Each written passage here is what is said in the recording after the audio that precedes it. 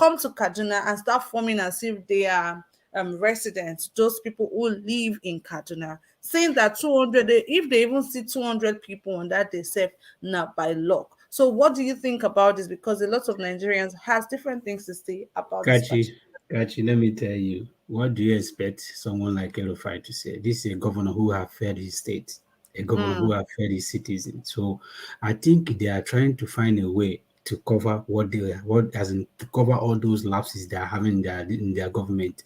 If Rufai can have this time be looking at what his P2B supporters is doing, spending this time, because I believe for him to be able to do something like this, he'll be spending a lot of time watching at what is happening in P2B campaign.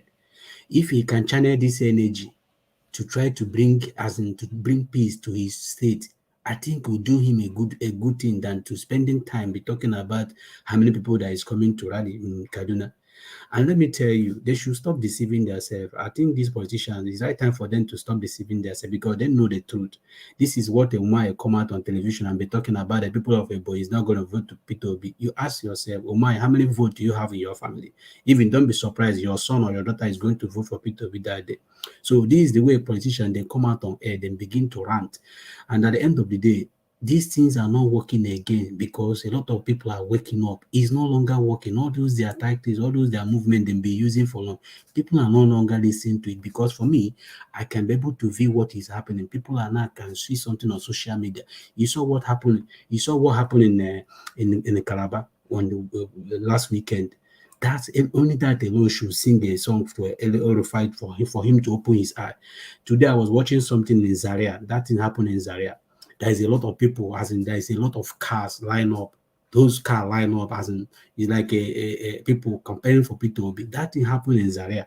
That alone should prove terrified that coming to that Kaduna, people will surprise him because at the end of the day, it's not a new thing. As in the P2B campaign thing is not even like a social media of a thing. It's not a social media thing. Now it's offline thing. Now for me, I see it as an offline. People are not more partaking in offline, no longer in social media.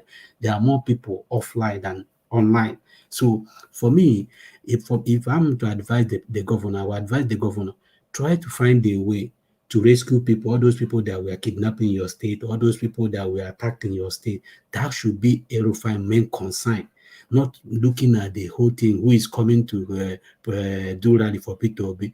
That shows you how these people is because they leave the main important issue and be discussing something that is not even affected to them.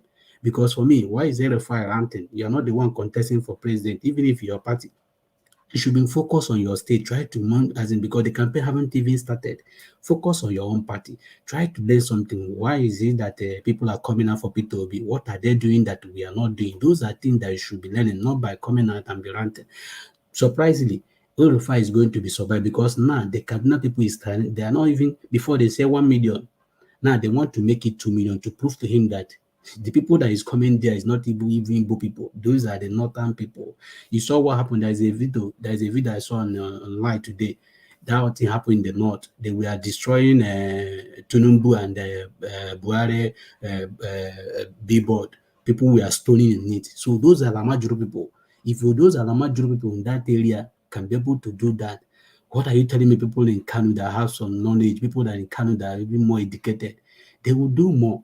So for me, Rufai should more focus on his state. Try to bring the peace. Try to make sure that your citizens are well safe than be talking about what is going to happen because the rally, he is not going to change it because people are already coming out from it. And not only in Kaduna, people are going other states to do the whole rally. So for him and the APC and PDP, they should find a solution. Try to find out something that they will say to Nigeria because for now, they still don't have an answer what they are going to tell Nigeria. They still don't have anything. So that is why they keep focusing. Before, it was APC and PDP ranting between themselves. Now, two of them no longer ranting between themselves. They are more focused on what Peter Obi and his followers are doing. That shows you how a sleepless night that Peter Obi movement is giving to them.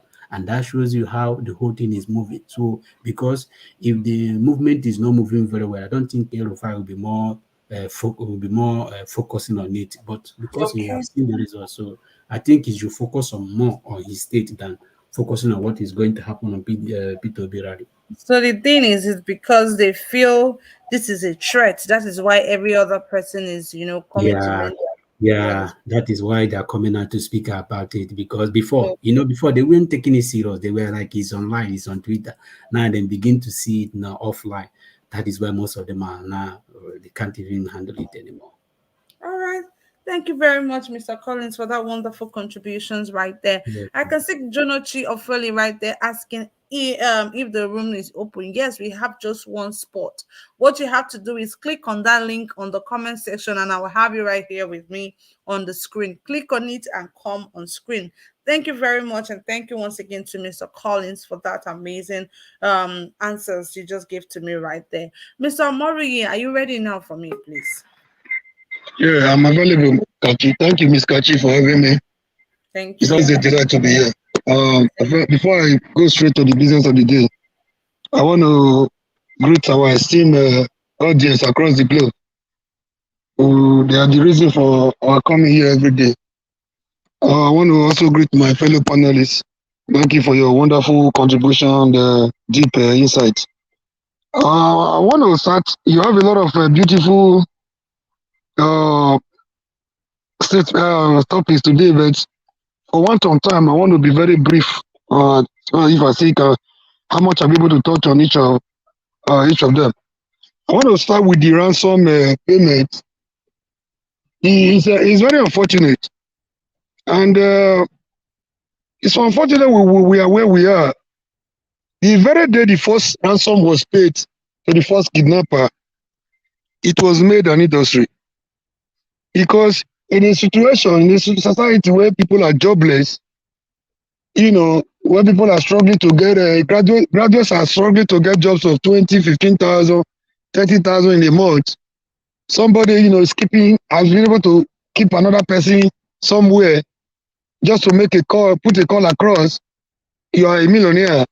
It became an industry. But the most unfortunate thing is, it's not even that the first mistake was made. The first ransom wouldn't have been paid, but it has been paid. Again, what have we done since then to checkmate this anomaly? What are we doing? I mean, somebody will open a phone line, a conversation. I listened to one man the other day. I was like, has it gotten to this extent? You open a phone line conversation with somebody or how you want the money, how much you want, how you want the money delivered to you with full authority. The people are helpless. Wars have been taken into incarceration. They are worried. They are not getting help from the government that's supposed to be there for them, supposed to protect them. So they have no option than to, go out of their way. So they are scared. They don't want to their people to be killed. They are threatened.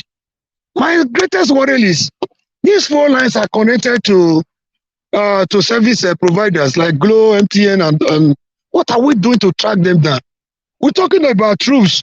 When the US and other people are talking of removing their troops from even battlegrounds, they have been able to develop something that will monitor you even while they are in office. They monitor you. And look at the people that were taken from the train, the Abuja Kaduna train. They have been there for months. They are releasing them in batches. They have come back. The victims have come back to tell us, to narrate their deal, to tell us their experience in the hands of these heartless kidnappers. There are conversations. We know where they are. My question is, what are we doing to invade their territory? What are we doing to invade their den? What stops the federal government from monitoring these phone lines? The monies are not even marked. There's a way you can mark money right now. Whoever that is going to use it, wherever he goes, whether he takes it to the bank, whether he want to use it somewhere, if you give them the money, there's a way you can track that money. There's a way you can track phone conversation. Technology has gone beyond those areas of somebody kidnapping somebody, drop money from me somewhere, you turn around, pick the money, you go around, you spend the money. I mean, it's unexplainable. I can't fathom what is happening. That's why people will tell you they have the collaboration, they have the support of power that be. I can't question that with the way things are going. It's just appalling. It's disheartening and disappointing. It's very, very discouraging to say the least. I want to go to quickly touch on the Ekweremadu narrative. I mean, that thing, see, it's an eye-opener for all of us. This shows the kind of leaders we have, both whether political leaders, traditional leaders, religious leaders, they're all the same. In fact, they are the greatest problem of the Nigerian society. The culture we inherited does not help matters too. The culture that tells you you must respect an elder. I greet like Yoruba man. I'm not a Yoruba man, but I prefer to greet my elders. Yeah, that does not make me stupid. It does not put a toggle of stupidity on me. In the Western world, if a child is calling your police on the parent, sometimes we will overreact. We feel, oh, the child is rude. No, the child is only telling, if the parents cannot learn, he's only making the parent to realize what he's supposed to know. And when he comes back from that police station, the parent will not remain the same. I mean, we have some barbaric culture that we still dwell on. The same way they deceive our forefathers, the same way they deceive our parents. Most of us that claim to be educated, we still want to believe in culture. I mean, some cultures have been overtaken by events. Some cultures are too barbaric to be relevant in this present day. The culture that tells you giving birth to twin was an abomination cannot be entertained in this our generation. So the culture that tells you what traditional ruler has the right to kill human being for sacrifice has been overtaken by event. One culture that tells you an elder, whatever he does, is always right. It's barbaric. It's backward. It's archaic. It should not be entertained in this generation. So that does not mean I have no respect for my culture. I value my culture. But culture is barbaric. It's barbaric. They should realize that this thing is not. The Ohaneze people, Ohaneze should spend more time on more important issues than calling for one of their own. If it was just a common man, a child of the common man that is involved in that, they will not be there. Probably you who pays the piper dictates the tune. He has a lot of them that are getting that in his payroll. Maybe they are not getting what they are supposed to get from him since he has been incarcerated. They think Nigeria, UK is Nigeria. They only wasting their time. It's going to be fruitless effort. So there is what we call jurisdiction in law. Nigeria has no jurisdiction to entertain what happened in the UK. So it's out of jurisdiction. I am happy Malami, that Boko Sharia Attorney General was able to answer them the way they deserve. They should go and rest and talk of more important issues. The killings happening in the eastern regions. How to project one of their own. They have been crying blue mother. They have been marginalized. They are not welcome in the Nigerian environment. The Nigerian Federation is not favoring them. This is an opportunity for them to project one of their own. I'm not seeing them working in that direction. The greatest problem Obi has today, they are his Igbo brothers. Sorry to say this. I start to be challenged. I start to be corrected. What the news coming from there is not, if I can boast of any state today, I can boast of my state. I can boast of every other area that affects the eastern region. So they should go and put their house in order and come up with how they want to be relevant in Nigerian, the Nigerian abnormally, or Amaga call the country Nigeria. They should, they should brainstorm. They should come together. This is an opportunity for them. If our opportunity has not been given to you since the Civil War, the reconciliation, the reconstruction, and the rehabilitation principles have not been implemented. This is an opportunity to project one of your own. So the obedient movement should be more, on ground than any other in the eastern region than any other. I'm not trying to preach sentiment, tribal sentiment here. Obi is coming to be the president of the whole Nigeria, but then his home base should be more formidable than we are seeing right now. The other topic is I think the other two topics I noted was Orji who's Kalu. Yes. Yeah, some people like my Igbo brothers are trying to shit that guy. And they should know the genesis of Orji Kalu. I'm surprised because he said, I'm not surprised though. I'm only disappointed. Most of these criminals actually, so to speak, they actually see themselves as statesmen. I wish he knows what a statesman is. He won't be using that term. What qualifies him as a statesman? How? How are you a statesman? He's a political demagogue, not a statesman. If he has a dictionary, you should go and look at the difference. There is a difference between when you are popular and when you are notorious. You know, if the two, they are similar. When you are notorious when you are popular, when you are known for the good reasons, that's popularity. When you are known for the things that are not supposed to be, that is notoriety. Sometimes our leaders confuse the two. Why are you talking? You're calling yourself a statesman? How? We all for his emergence as the governor of Abia. We remember what happened in 1999 after the fight, after the serious fight against the military. Those that fought for democracy were not interested. They thought the military were not sincere. Considering what happened to Abiola and co, the Judicial environment, the whale Abdul Salami, hurriedly, you know, there was no constitutional amendment. It came with the military document. The people thought they were not sincere. So he paved the way. He created way for people like my governor, Dr. James from Edo, James Ibori, an ex-convict from UK, Orji Kalu. They drop out from school that could not complete his school because your mother was connected to IBB. So the military planted boys that were loyal to them, that were fronting for them, either by through money laundering or drug, peddling. They planted them everywhere. That was how he emerged as a governor of Abia State. What did Abia State people have to show for his governance for 8 years?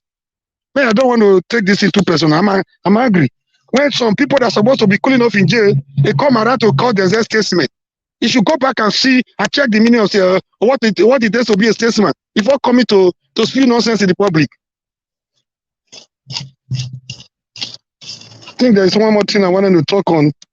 I'm getting emotional. I try not to. The Rufai factor. Rufai is becoming a nuisance in Kaduna State. This also shows how jittery, how fearful, how disturbed they are. It's no longer going to be business as usual. They're all aware. They started by telling us obedient movement is just on social media. And I tell them, social media is even the only, they tell you there's no polling booth in social media. Social media supporters are the only people they are entitled to more than one vote. Most of them can come down to vote if they wish. But they don't come. They have their circle of influence. They are the only people supporting more than 2, 3, 4, 5, 10 persons in their families, in their churches, in their circle of influence, among their friends at home. Social media are the people that they are entitled to more than one vote. So it's not that it's translating to support on the ground. They are worried. They are disturbed. This shows that the movement we started is making waves and it's disturbing them in their camp. They are becoming unsettled in the camps of the enemy. So it's no longer going to be business as usual. Like I said, we have started something. We are not resting. We have to do more because they are jittery. People don't. Nigerians are tired of PDP. They are tired of APC. This is the message, and this is the message they are not getting. Either they are getting it or they want to pretend. Because, like I said the other day, the native doctor will not doubt the potency of his medication, of his herbs, until he's forced to accept the cost of a child. So, until Obi is victorious, they won't come to terms with reality. So let's leave them in their illusion and delusion, and they will be taken unaware. Either they are aware, they are already feeling the heat, or most of them are not aware of, they are not aware of what is about to befall them. The Obi movement is a people's movement, and it's real and has come to stay. Nothing will change it. So forever together we can make a change. Forward ever, and backward never. Thank you very much for having me. Thank you very, very much, Mr. Murray, for that wonderful contribution right there. Thank you so much. I literally felt everything you said right there. Thank you once again. We have more people on the comment section. I see Mr. Victor right there. I see Joseph Orji. Joseph Orji, thank you so much for this super sticker. You always support Ninja Watch. Thank you so much. May God bless you. May your pocket never run dry. Thank you, Mr. Joseph. Thank you. I really, really do appreciate the super sticker right there. I can see Chimo Binwa. I see you right there. Thank you so much for being here, Stephen Williams. I see you. I can see Lucky Iyamu right there. Thank you so much, Lucky, for being here with me. I really do appreciate every single one of you. And to our viewers out there watching us from everywhere around the globe, I really do appreciate you taking time out to be here with us always. Thank you so much. I can see Biodun Latif right there. Thank you so much for being here, Biodun Latif. I really do appreciate every single one of you. God bless you. I'm gonna go straight to the next person I have here, which is Mr. Theo Bala. Good evening to you, and thank you for joining me. Good evening. Hope you can hear me. Loud and clear. Yeah, thank you so much for the opportunity once again. I just want to use opportunity to thank every Nigerian on this mission, not to give up on the race.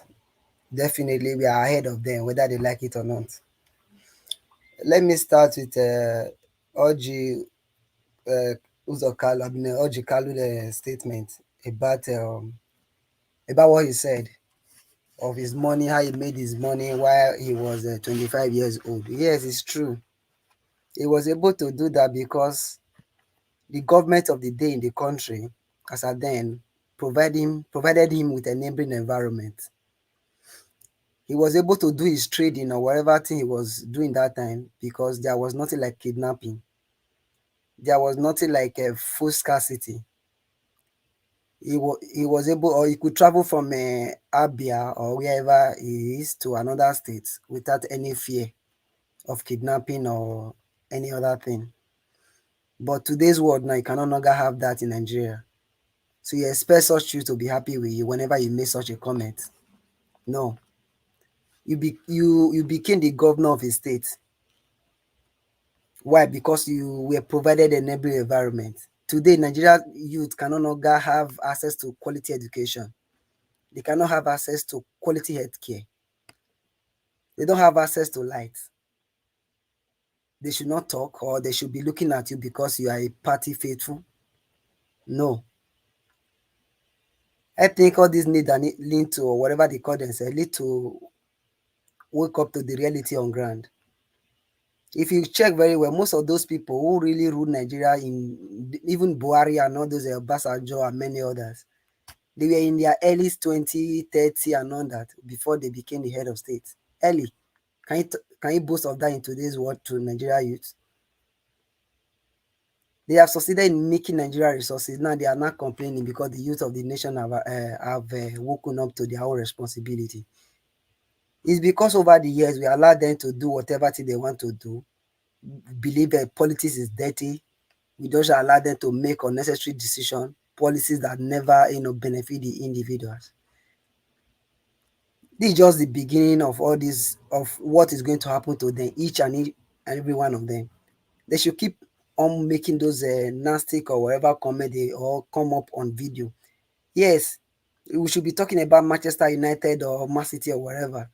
When people can no longer feed themselves, is that the problem? So we should not even in the place where they are even watching football, the subject of the day will be politics. Because that is, Nigeria, you just decide to use the football in most cases just to take away their sorrows or their pains that the Nigeria government has caused them over the years. You have the opportunity to become worthy because you have enabling environment. But today, all the politicians have stolen all the weight, all the resources.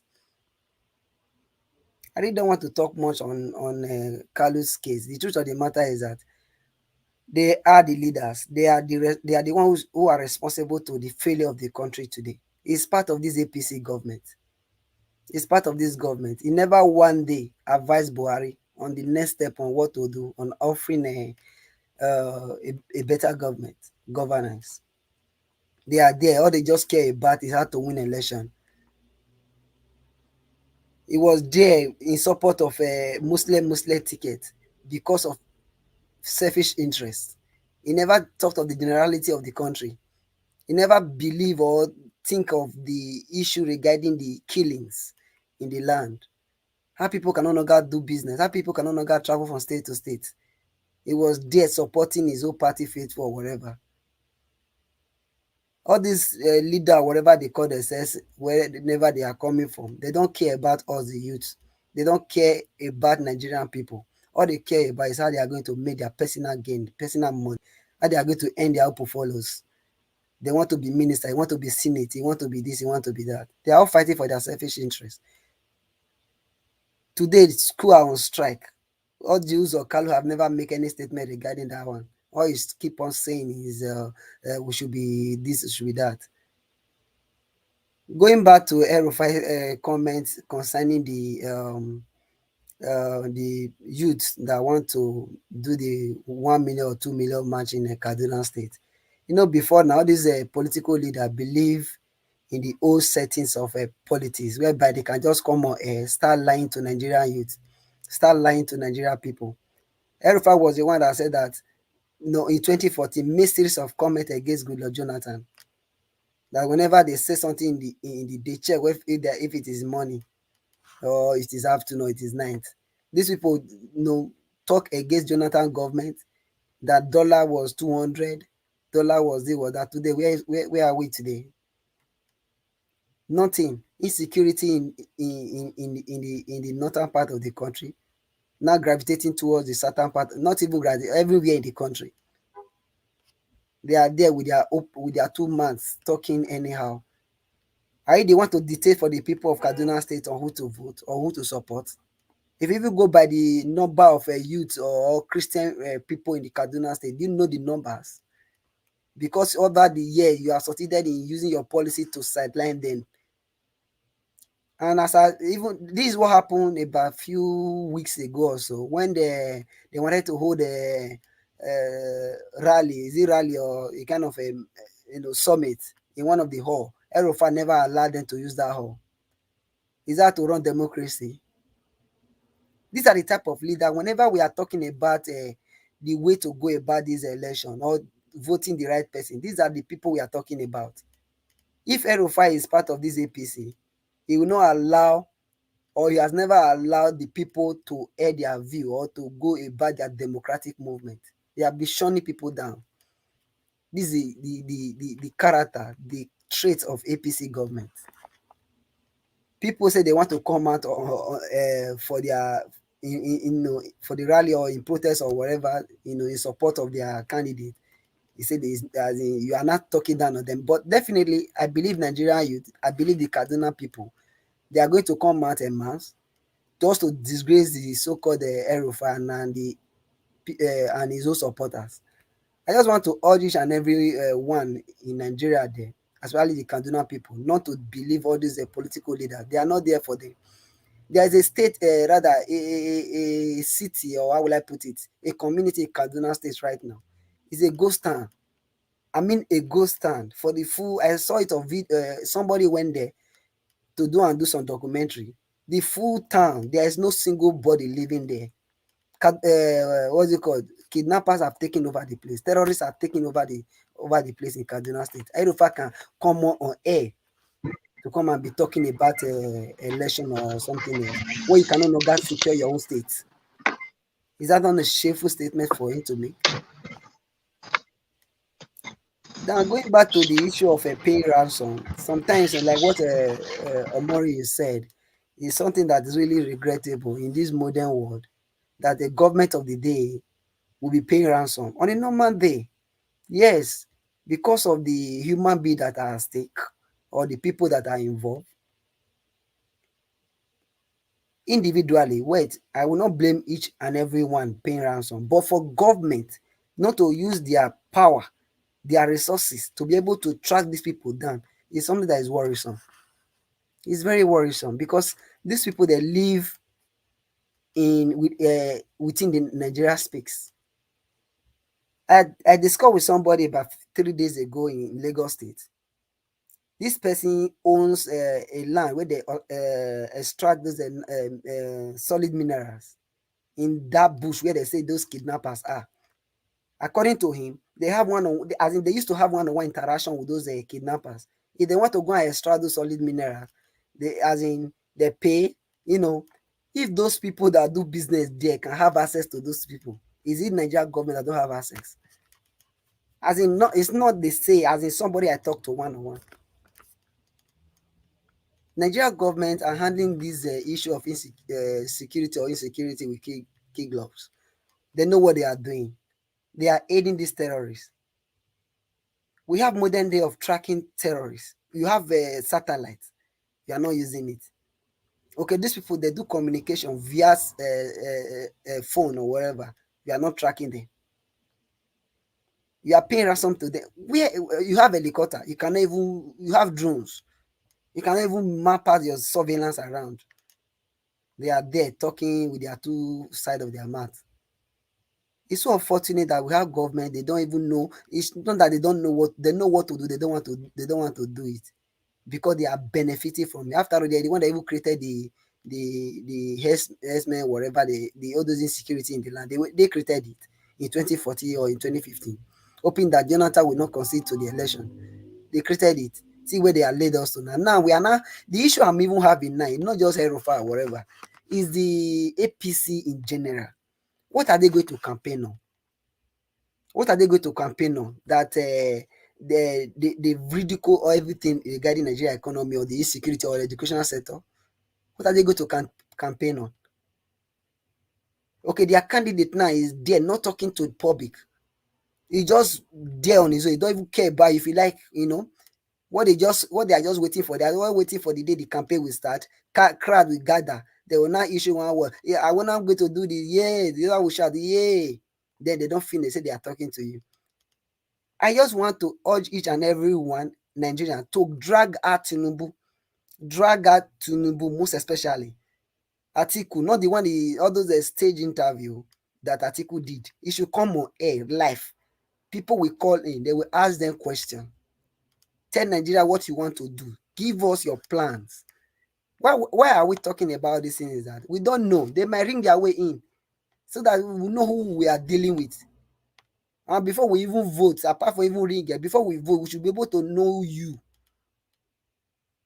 We should be able to know you. Cannot just be in your own room. You don't even talk to Nigeria. This is the same thing Buhari did, and this is what repeating itself today, right now.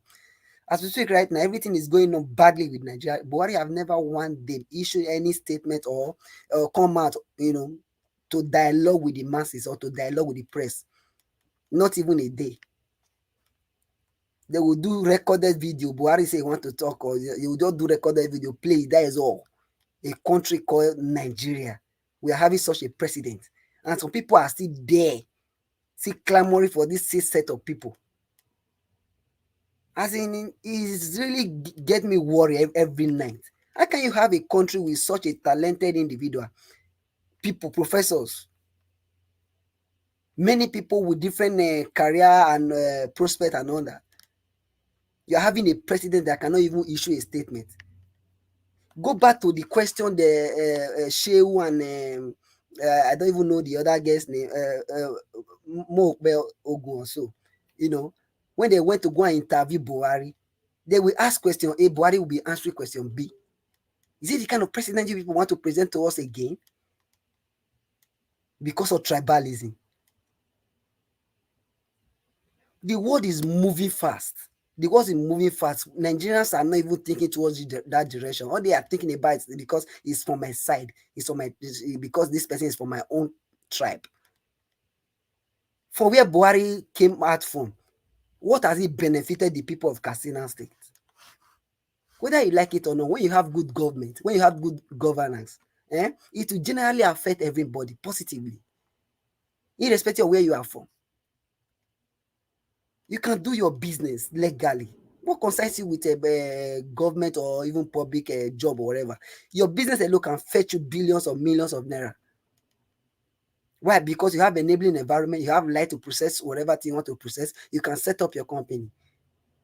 That's what we are talking about. You see people coming into the country, come and invest.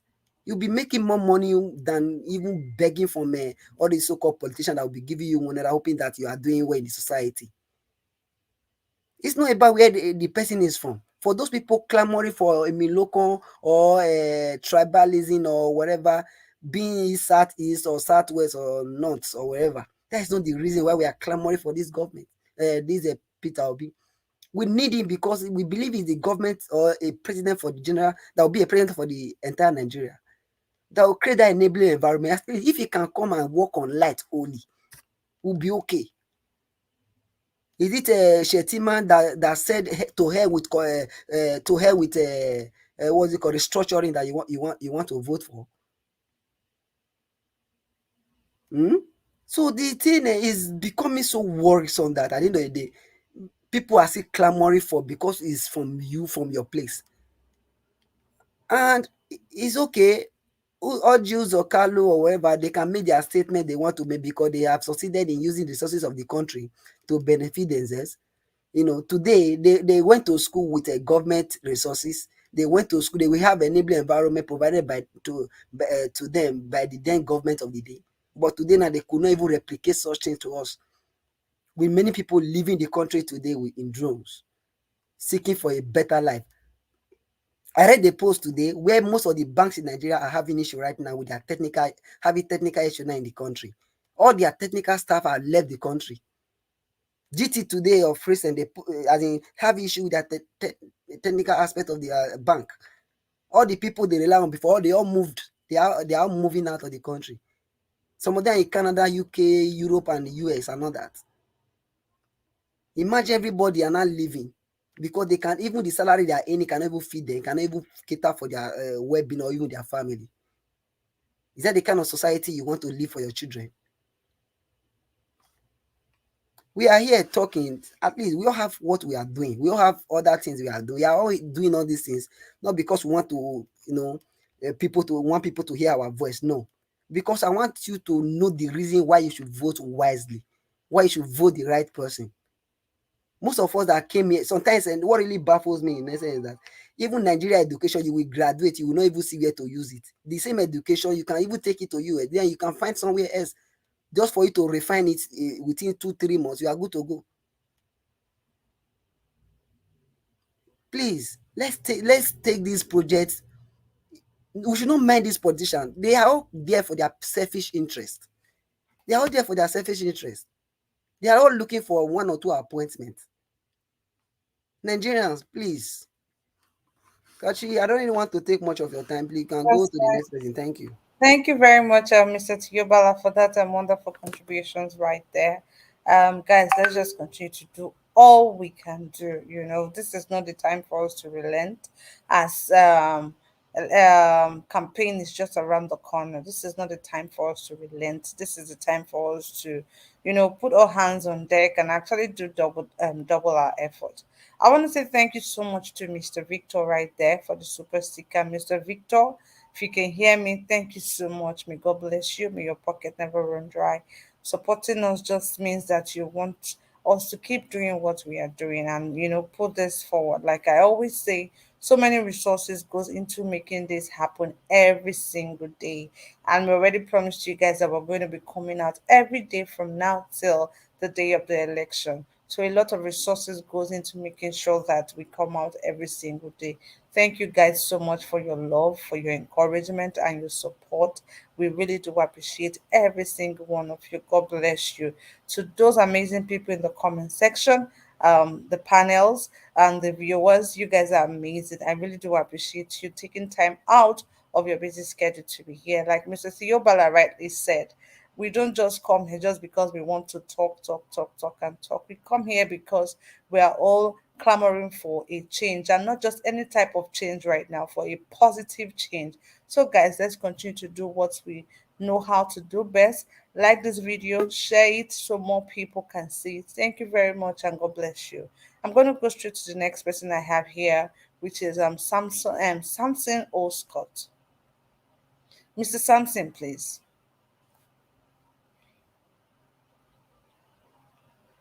Mr. Sampson, can you hear me, please? Yeah, I can hear you. Good evening. Good evening, everyone. You, Mr. And Sampson. happy new week. Same to you. Thank you very much.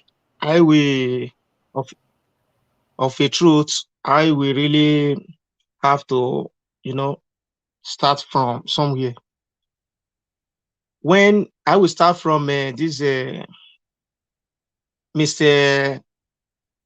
Orgaman, who want to bring another person's life down to please his own.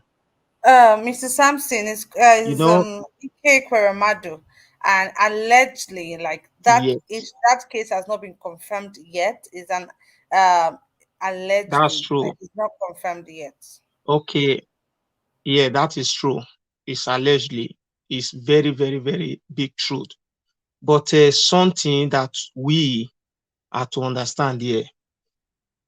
These are, this is what happened in a civilized world. It's not like our place, so-called Nigeria in Africa. There, when something is going on like this, whether it's guilty or not,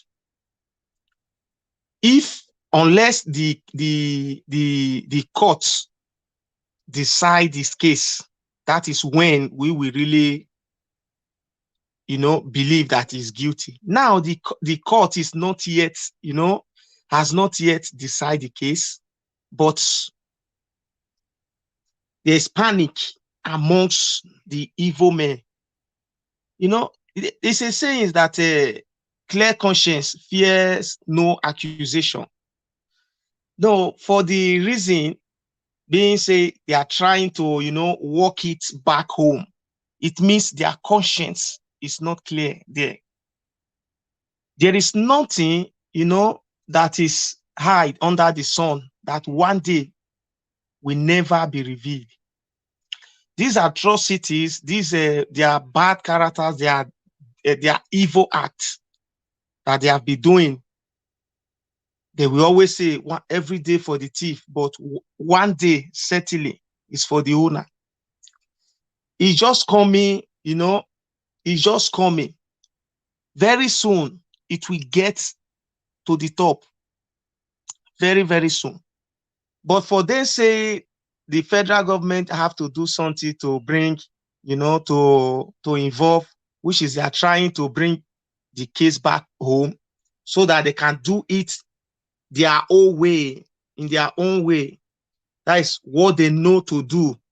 They can replace another person with him. That is for that. But God is God. That case, it will never come back home. It will never go back home. They are going to iron that case there. If his hand is clean, then they will give him the justice. If he's guilty, then he will face the full wrath of the courts. That is for that. Talking of Rufai, Rufai is trying, it's just like a one who is playing. It's like when a football match is on, no matter what, the way the opponent is pressing your team, you will definitely have to do something to support your team. So that one is trying to just, do something that he knows he can also try and do something to support his team. That one is just a team player. He's a supporter. That's why I love my governor. I love my governor. Some people don't understand that governor because he don't always talk. That man is not after party. He's just after to do so. He really want to do something, but based on the circumstances that is surrounding him, that is it. He has said it before. He said Nigerians, they are not even looking, they are not even looking their direction anymore. That their direction now is, is close. Everybody is now obedient. That is a sitting governor. If Rufai is also saying his own, all these ones are just, if you can't be there, you join them. So now they are trying to do something, but later on, we know definitely they are going to join us in that movement. Enough definitely is enough. For Nigerians as the citizen, I will always say this. To me, I am very, very afraid. I am afraid, but we have to do our possible best and leave the rest for God. That is it. Why am I saying this? There is nobody that we can trust, but let us just try this one and try this one, try this one. We have just been trying. We have been trying till now. So I pray this trial will not give us regret at the later on. It will not give us regret. By the grace of God, we are going to enjoy and benefit the struggle we struggled together from this our great Peter Obi. Because I remember vividly 2015, it was also like this when Nigerians came out to say Baba, enough is enough, enough is enough, say Baba. So that's why sometimes I am very, very, very, very, I'm afraid. So by the grace of God, we are going to see the better change which we are looking for. Okay. Thank you. Nigeria, Thank you.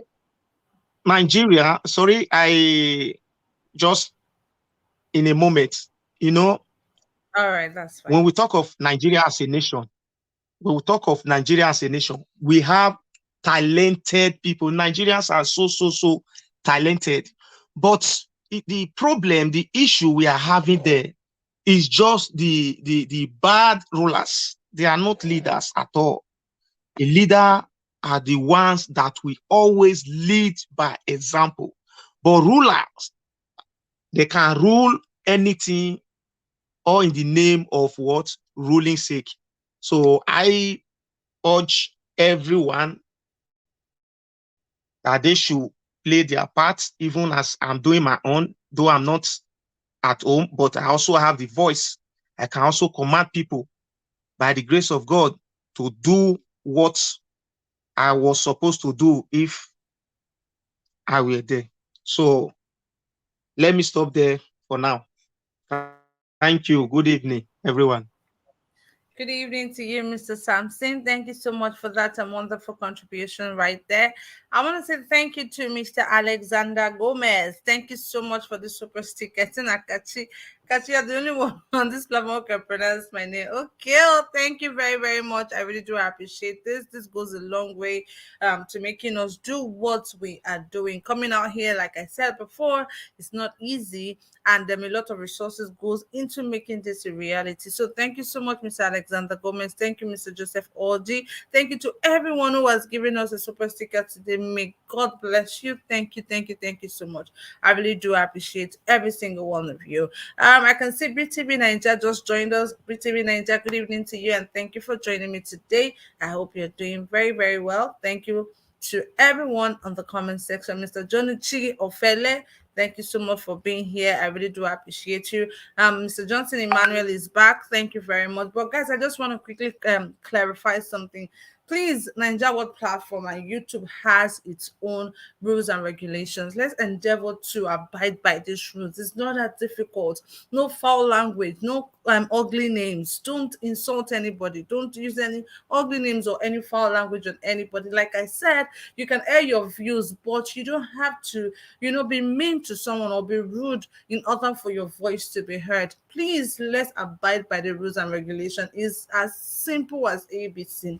Please, let's continue to do this. I beg you guys. Thank you all so much. Let's go straight to the next person I have here, which is Mr. IK. Mr. IK, good evening to you, and thank you for joining me today. Yeah, good evening, good afternoon, good morning, everybody. For where I live, we say Bonsiman, which means good week for everybody. Where do you live, Mr. Ike? I live in a beautiful island that we call Island of Bonaire in the Caribbean. So, okay. Yes. Please go ahead. Let me start with the question concerning Ekweremadu. Based on what the Ohaneze said, I want to ask a question. Is there any evidence or any proof that when something like this happened before, that the federal government of Nigeria intervened on behalf of that person? Because that's what I want to know. Has it ever happened before? According to the Ohaneze group, right, they said it has happened before, and probably we didn't hear of it, or probably it wasn't brought to our notice or something. But I cannot exactly recall any particular scene that something like this happened abroad, right? But they are saying that this kind of thing has happened. It has happened before, and the federal government intervened. That why is this particular one different? Okay. Is a statement that none of us can be able to prove to know that it has happened before and the government intervened. Okay. Exactly. Thank you. Okay, thank you very much. Let me say in the case of Ekweremadu, you are responsible for every decision you make. You're responsible for the decision you have made. You're responsible for the decisions you will make. And you are equally responsible for every decision you will continue to make. And for all of us as living human beings, there are consequences to every decision we make. And before we make every decision, we should be ready to face the music of the consequences of our decisions. Nobody is happy that the daughter is sick. But as learned as Ekweremadu is, he's supposed to know better than any of us that there are rules, there are regulations if you want to do something like that. So now that he followed the wrong route to do it, the law should be able to allow to take its course. That's my own opinion on that point. He should face the law. If the law says he's guilty, he face the music. If the law says that he's not guilty, then let him go free. So are you saying that they should handle the case in the UK and not bring it to Nigeria? Yeah, in UK, we see this is the problem we have in Nigeria. When we try to accommodate people because of their power and their position in the society, Ekweremadu is not better than you. It's not better than me. Mr. Ike, it's just a question that requires a yes or a no, please. Yes, I want the case to be treated in London, not to bring back to Nigeria. Okay? Thank you. Then I want to go to the issue of the word Ohaneze people said. Listen, I want to first of all thank one of our contributor here, Omori, for what he said concerning the people from the East. But I want to assure him that this time around, it doesn't matter what is going on in the East. The Eastern Nigeria is solidly behind Peter Obi, and we are going to show it in 2023, even beyond. So in the case of Ohaneze, you remember, all of us remember when the Peter Obi was still in PDP, when they were talking about the zoning, when we discovered that the PDP have decided to throw it open. Ohaneze was going about crying foul everywhere. They went to Pandev, they went to Afenifere, and these people supported Ohaneze, said that it is time for the people of the Southeast. Now, when Peter Obi finally left PDP, we have never had anything tangible or concrete or positive statement from Ohaneze since Peter Obi started left PDP with the Labour Party. But it has been Afenifere, it has been the Pandev who continue to repeat the same statement that they made from day one. If anybody can tell me that they have had anything tangible from Ohaneze since Peter Obi left PDP to LP, I never had anything. But they are more busy in talking about Ekweremadu, who went to do his own personal family business. I want us to understand this. Ohaneze Ndi Igbo supposed to be a body that is as strong as Afenifere. But because of politics, but because of greed, but because of their stomach, it has lost its relevance. I give you an example. Here we spoke about what is happening in Imo State, for example, in the whole Southeast. The governor of Imo State has become an agent of killing in Imo State. Every young man, every young woman in Imo State, all of them are running for their dear life because of what the governor is doing in Imo State. We have never had anything from Ohaneze. What Umai is doing in Ebonyi State, we have never had anything from Ohaneze, but they are more busy with Ekweremadu and for government intervention. What are they doing? It's all for their own stomach. Remember what Ekweremadu said when Atiku was finally nominated as the candidate of PDP. He made a statement, which he denied, but we know that that's what he said. That the Igbos are not going to vote Peter Obi for the fact that he's an Igbo man. But they are going to vote for Atiku because they are going to vote him because he's going to protect them. But when the heat came upon him, he said that is not what he said. So we already know these people already. So I want to assure my friend and my colleague in this place of Mori that the Igbos are going to surprise everybody in 2023. We are solidly behind Peter Obi.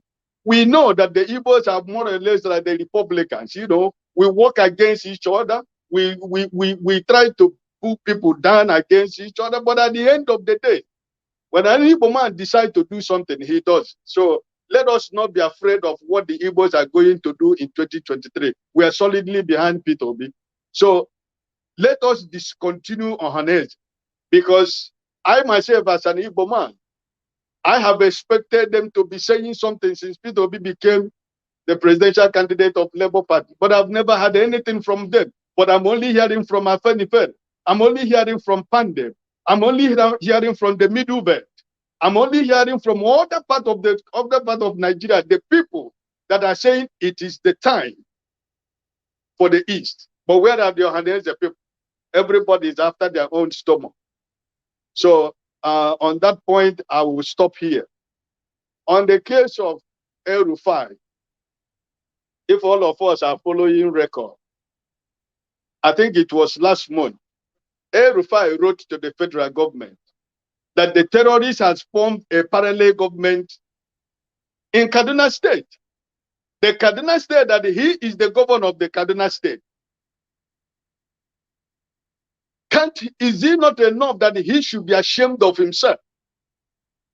That the executive governor of a state is writing to the federal government that the terrorists in Kaduna State has formed a parallel government. Why there is a sitting governor called Rufai? He is supposed to be ashamed of himself. He has lost his relevance in Kaduna politics. Everything Rufai is doing now is hanging on power, because I lived in Kaduna for 6 years. I had a business in Kaduna Central Market, and the Professor Ango Abdullah lived very close to the Kaduna Market. We know the power that be in Kaduna State. So Rufai is afraid, just like some of my colleagues said here. Let us not worry ourselves about the tweet of Rufai.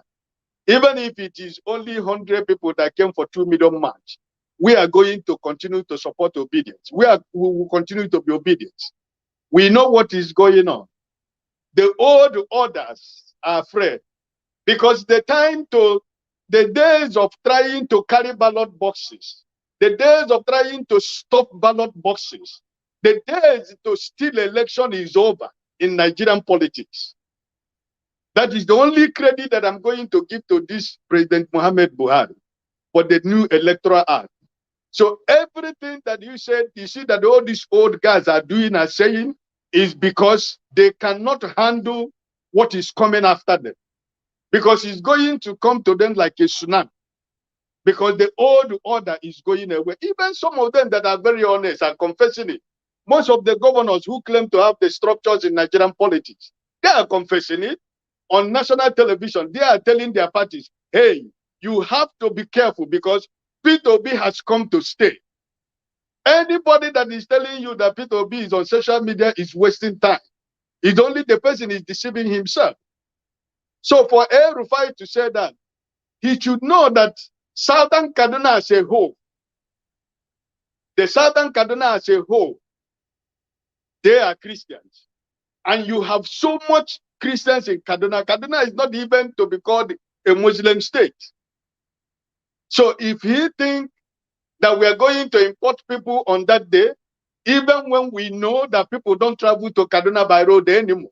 So I don't know where from how we are going to import those people. Even people that live in Kano cannot even travel by road to Kaduna. You know, so I know Kaduna much. I lived there for 6 years. I did business in Kaduna for 6 years. So let us not worry ourselves by the tweet of Rufai. We are moving on. Let us not be discouraged by what people say. By the time they did the march in Nasarawa, nobody knew about that there is obedient people in Nasarawa. Calabar happened the other day. In Southern Zaria last week, when Dati was to go to somewhere. You see what happened in Zaria. So let us not worry about the Rufai, the old politician, the old order. They are going to vanish away. My only concern for all obedient and all Nigerians is let us think about the future of our country. Days are gone that when we're going to collect 10,000 naira to sell our conscience and to sell the future of our children. Some of us that are living outside this country, in Nigeria, most of us are tired of living outside. We want to go back home. But the point is, which country are you going back home to? You know, by December, I'm going to be 60 years. When you're talking about Orji Kalu, how many years is he to call himself a statesman? So, listen, I don't care what the old guard says, but I only care about what Nigerians themselves. Let us always listen to our leader, Peter Obi. He said something in Owerri or in Abuja the other time. He said he and Dati is not running for president, but Nigerians are running the president through them.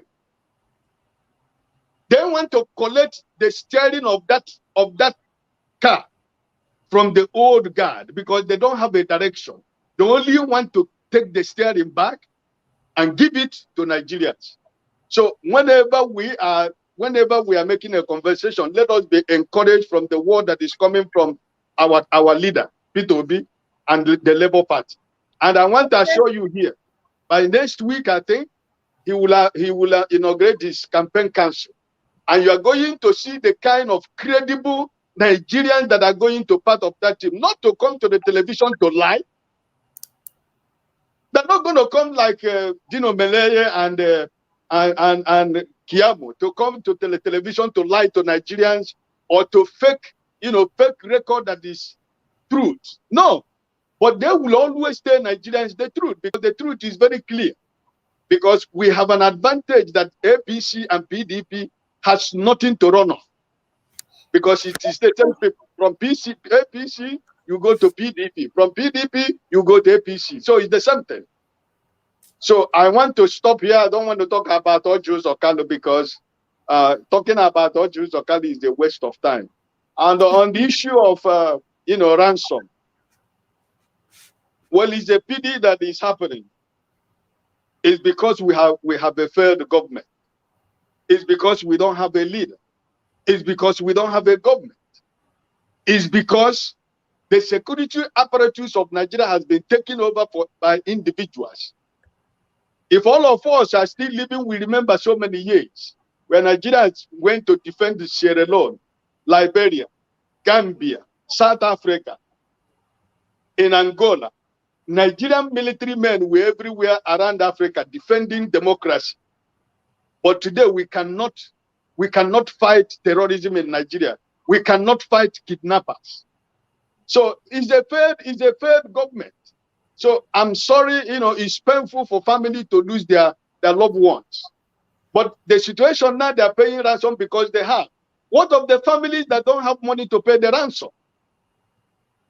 What of families who don't have anybody to speak for them, who became a victim of the kidnap?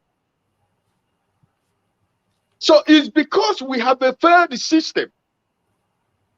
When the Kuje prison was break, up to today, there has not been any consequences of anybody. Not the Minister of Internal Affairs are still enjoying his life. The military people are still enjoying their life.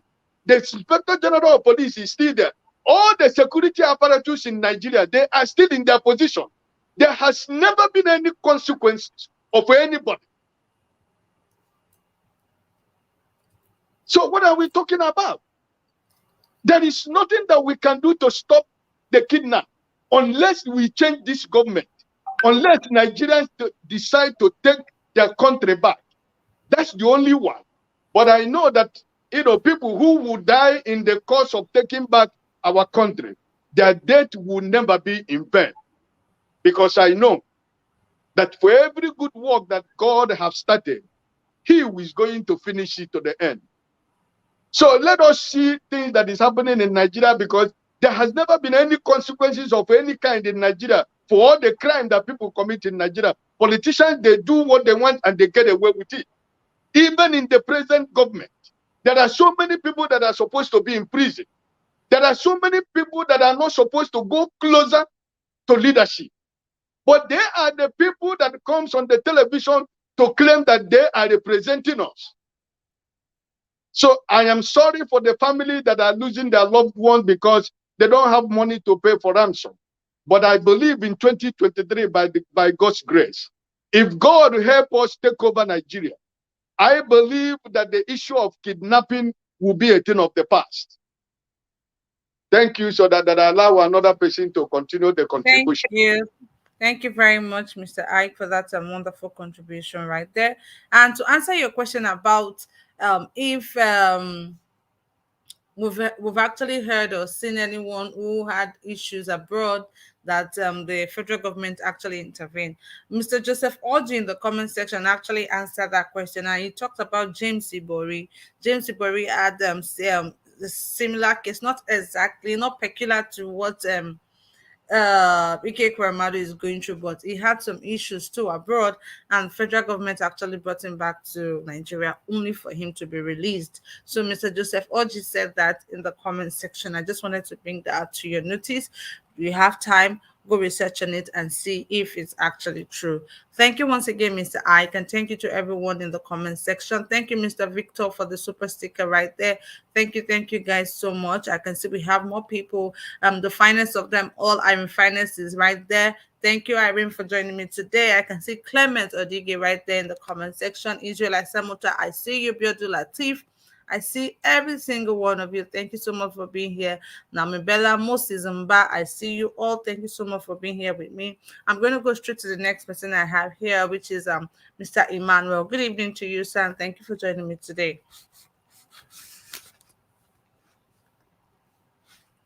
Mr. Emmanuel, just for you. Okay, good evening. Good evening to everybody. My greetings to fellow Nigerians and peace-loving people all over the world. We are here to talk about peace and not just politics alone. I thank you for the opportunity given me to share my own view here, right here. The only little contribution I want to make here is that, first of all, before going into detail, I think you mentioned about like does not cost anything. I see sometimes like will be 60, 30, or 40. I don't think it's very, very encouraging, or 90. So when we like this program, I believe the program will go a long way to reaching more people, because there are people that are still skeptical about Peter Obi. There are people that have not heard about him, and there are a lot of works that we have to do. That is for that. Let me go straight to the business of the day. Concerning the Ekweremadu or something or like that, I think for my own suggestion, I believe that the best is for him to be tried in London, because if he comes back to Nigeria, it's a way of releasing him. The deputy police, you know how they play gamble. He's supposed to be extradited to America. You see the gamble and the all those things. These are tactical weapon that the federal government is using against Nigerians.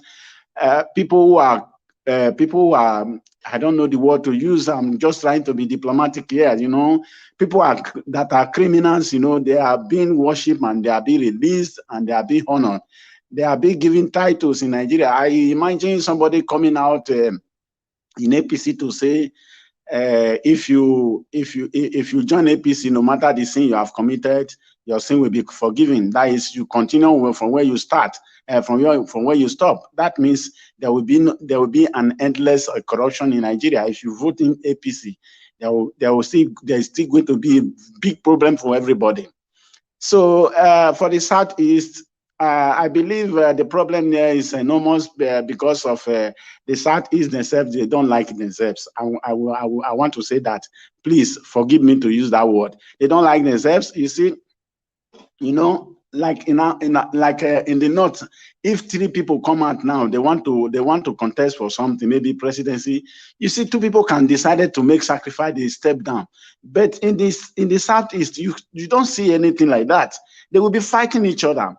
Imagine what a renowned priest said about his own brother. We are fighting for a common goal. We are fighting for a better Nigeria. We are not fighting for Peter Obi. We are fighting that Nigeria will become a better place. Right now, Nigeria is being surrounded by our enemies. All the bushes, they are already there. As we are planning, they themselves are planning. They are planning. Only God knows what is in their mind. Before they will go to Buhari, we want you to use your good office to do this one. Ohaneze have went there before, wanted to use this good office to do that one. After leaving there, he will laugh over them. When somebody who takes something from you and is helping you to look for the thing, you can never get it. For God's sake, let us look at the history of Nigeria since inception of this government. I want to borrow one word from His Excellency Major General Buhari, because he's not a president. President is for democracy, but we are not running democracy. He said any attack of Boko Haram is an attack of all Northerners. We've not seen anyone being prosecuted. All the people they have released before, they have arrested, they release all of them. They put them into the Nigerian army, who are causing the problem today. How will security be solved? I remember one time they invited, America said, okay, we want to help you. I think this is about 3 or 4 years ago, if somebody can remind me. I can still remember. America said, we want to come and help you. They said no. After they recruited these terrorists, they invited America. America said, we are not coming. We are not fools. Because your next neighbor is the one that will kill you. Your next military man is the one that will kill you. We have seen military people coming out, they will cry. Even the other guy that was crying that time that there is no ammunition for them. They arrested. Why should you say that? They arrested. I know he must be killed now.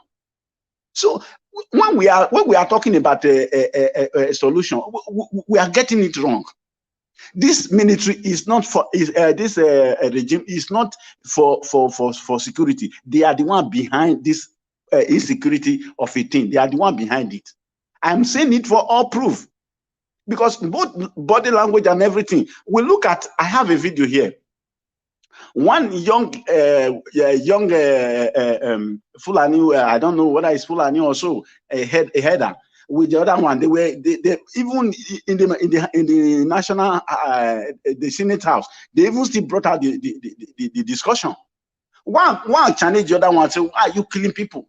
The other one say, no, we don't kill people. It's your government that gave us the gun. Does a cow give birth to gun? That was his word. Does a cow give birth to gun? He said we were on our own when the government came and gave us ammunition gun to start killing. So one man, I have the video. If you want me to prove it, I have the video. So all these things is our body. We already know the problem. The problem is this government that are behind them.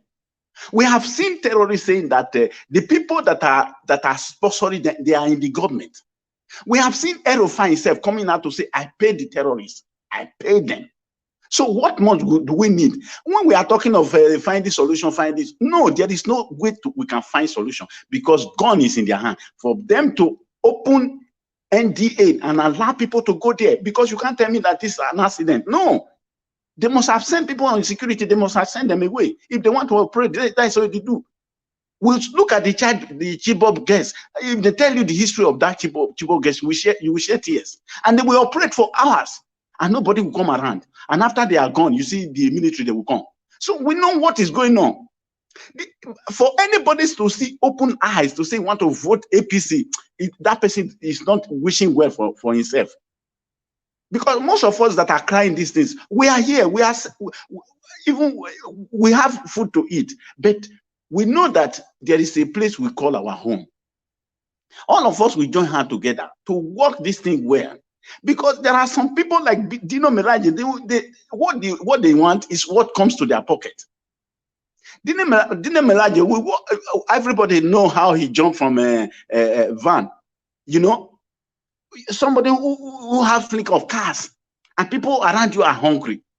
Why can't you go to what they call it, where they donate money for homeless people? Why can't you do all that? Why can't you look at people like this actress? I'm forgetting her name now. This actress that have a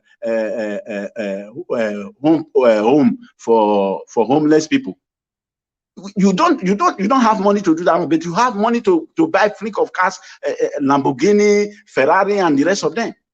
These people, they don't mean well for Nigeria. All of us, we know that one. But how do we kick these people out is the problem. We are talking about no ringing. I tell you, there is still going to be ringing. There's still going to be ringing. So we must have a strategy for that. We must work towards that one, because this government, they have strategy. I said one time, so one woman was thumb printing ballot paper, and another one was watching. And I know as that woman was doing it, this thing must have been done in several places. Till today, that woman has not been questioned. That woman has not been brought around to say, who did you work for? So they have strategy to rig the election. Don't forget, in the north, underage, they vote.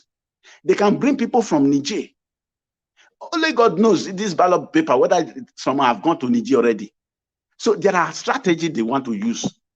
So let us, we ourselves, we will not fold our arms, and we will work at all these things to see that at least it will be minimized. But for ringing, is very sure. Already, Peter Obi has captured the mind of everybody. For concerning the Rufai and the Kaduna of 18, there are so many, not only Kaduna, there are so many states in Niger State where terrorists are now govern the place. The governor of that place cried out.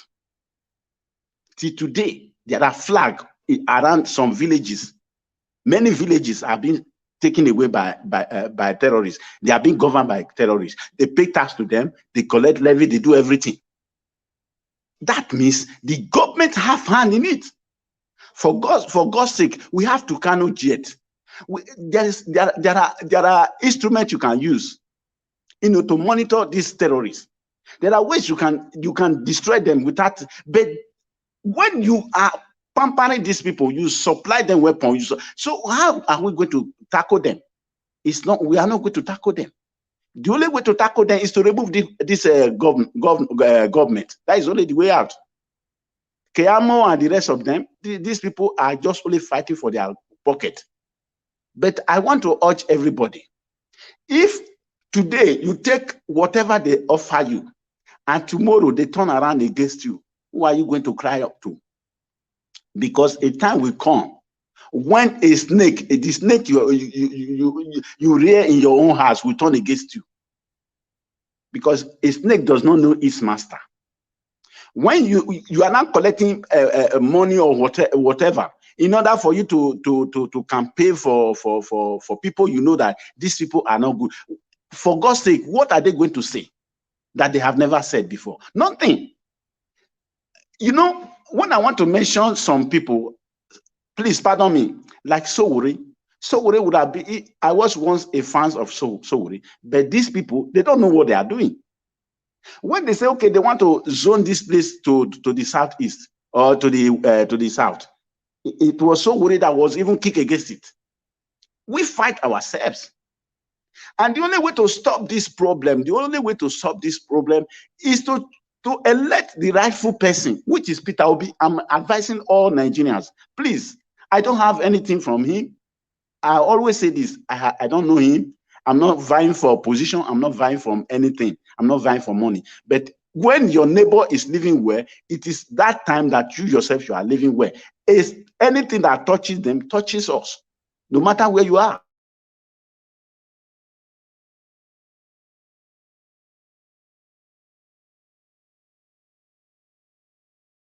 something for you. So I am just advising everybody, please vote wisely. Before, let us try another people. For God's sake, if these people are not so greedy, from the north, Buhari and the rest of them, why can't we try from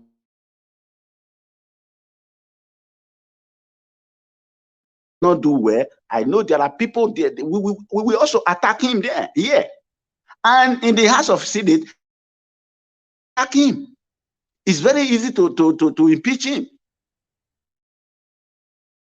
Why can't we try him for this? Even if it was only one.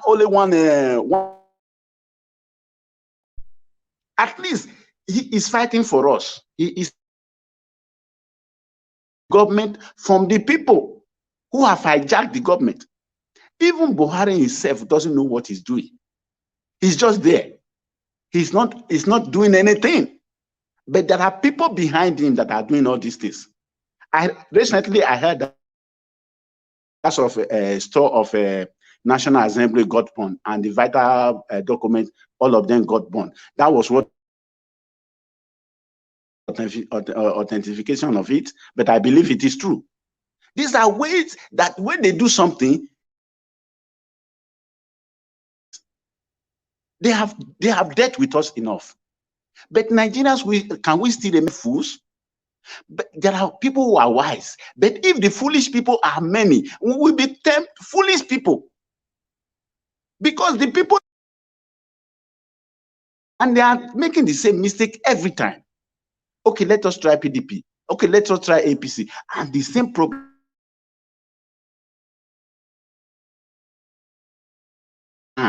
And see whether this person will be different. We have seen where this movement is going. It's no longer, it's for you and I. We are forming the government, which is the democracy. I so much cherish this man, Peter Obi. If not for any other thing, if I were Peter Obi, for to court, yes, I will show him, and I will make more lawyers in Nigeria. I don't know how they make their money. I can even, if I'm a lawyer, I will come out. I will tell Peter Obi, I want to take up the money, but they will not do that one. What they are supposed to do, they will not do it. And somebody will see come out and say people are attacking him. What? So, my dear, speaking, and we are saying the same thing. I want to kneel down and beg Nigerians, please, to eat. We are not begging for food. We are just looking for how you yourself can live well. How in America can be transferred to Nigeria, where everybody will live well, where there will be security. Can go to farm, and hunger will be a thing of the past. God bless you all. I don't have much to say. God bless you too. God bless you too, Mr. Emmanuel. I don't know why my panel is always saying I don't have much to say, and you guys end up talking for 20 minutes, 25 minutes. Thank you so much, Mr. Emmanuel. And Mr. Chooks will come. I'm not going to take your time. At the end of the day, you don't talk for 20 minutes. Thank you so much, guys, for that. I'm going to go straight to the next person I have here. But before I do that, I just want to acknowledge Mr. Joshua John on the comment section. Biodun Latif, Clement Odige, thank you so much, guys, for being here. I really do appreciate every single one of you. I'm going to go straight to Mr. John. Mr. John, good evening to you, and thank you for joining me today. Good evening, Kachi, good evening, panelists, and everyone that's listening. How are you guys doing today? Kachi, how are you doing? I'm doing great. Thank you. How are you? I'm blessed. Thank you very much. Before I start, I do want to address one thing. The last speaker that spoke, I know you don't mean any malice, but please try and refrain from characterizing Ndibo as not being united or fighting against themselves. We have a different culture. True. Thank you, Mr. John, for saying that. I was actually going to address that. Yes, we have a different culture than you. You know, if I see a whole bunch of people bending down to their obas or their sultans or their emirs, I don't wonder why these people are so subservient to people who have the same blood in their veins as they do. But I don't question it. I just say that's their own culture. Igbos are quite free thinkers. We are critical thinkers. We are very well traveled all around the world. It's not when you go to another country like Italy and you see them arguing in their parliament that you say, oh, they never get along with each other. Or you go to another country in a developed world and you see them arguing in their parliaments and you say, oh, they never get along with each other. Igbos have the ability to be critical thinkers and we think for ourselves. And just because we have vigorous debates amongst ourselves don't mean that we are not united. In fact, we are probably the most united ethnic group, nationality in Nigeria. So you can take that one to the bank. So please refrain from saying stuff like that. Sorry. Can I interrupt you there? No, don't interrupt me. Just wait your turn. It's not your turn, so wait your turn. Because if you're gonna say anything to the contrary, okay, I'll say. No, I want to support you on that, but okay. If you want to continue, yeah. Just wait your own turn. The point is, don't paint ethnic groups with a broad stroke by coming and saying that Ndibo are disunited or whatever. The fact that they're forced and trapped in Nigeria, they are fighting a political game that they're fighting in the way that they know best to fight it that way. So I'll just leave that like that. Also, before I get fully started, I want to remind people that the naira will be $100 100 naira per dollar by probably summer of next year. So if you can get into a stable coin or something like that, the better for you, because the naira is going to crash. Now, getting to Ekweremadu and the UK, the case should be tried in the UK. It's as simple as that. It's not. He's in the UK. What was he doing in the UK? He brought the kid to the UK. Everything is happening in the UK. Why should it now be that they get transferred back to Nigeria? Does that make sense? Are they saying that justice is going to be served better in Nigeria? We don't believe that. Let's just stop playing these shenanigans. He should try the case in the UK, and good luck to him. Luckily for him, with all the money that he has from his business in Nigeria and his dealings in Nigeria and his political career in Nigeria, he could afford the case. He could afford some top lawyers. Let him go hire some people on Doughty Street. Let him go get some posh lawyers to defend him in the UK court. And if he can survive that legal battle, he survives. If he can, he spends the time in jail. It's really as simple as that. No coming back to Nigeria so you can have a sham trial and a sham case and avoid the rule of law. So that case should stay in the UK. When it comes to Mr. Orji, he is a product of the Nigerian system. He's made a lot of money from, again, his businesses and his dealings and his politicking in Nigeria. So for him to just flaunt it, I don't really get the point of it. I don't know what is the average person supposed to do? How are they supposed to react? Are they supposed to clap for him?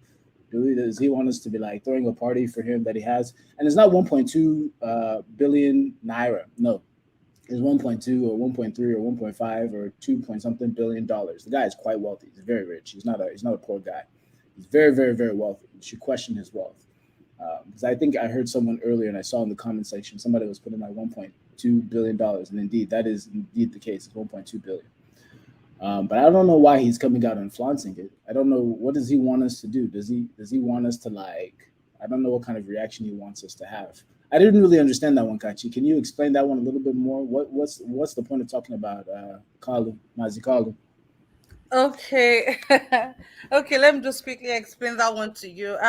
Because of the Manchester United match, and I think it was 4-0 or something like that.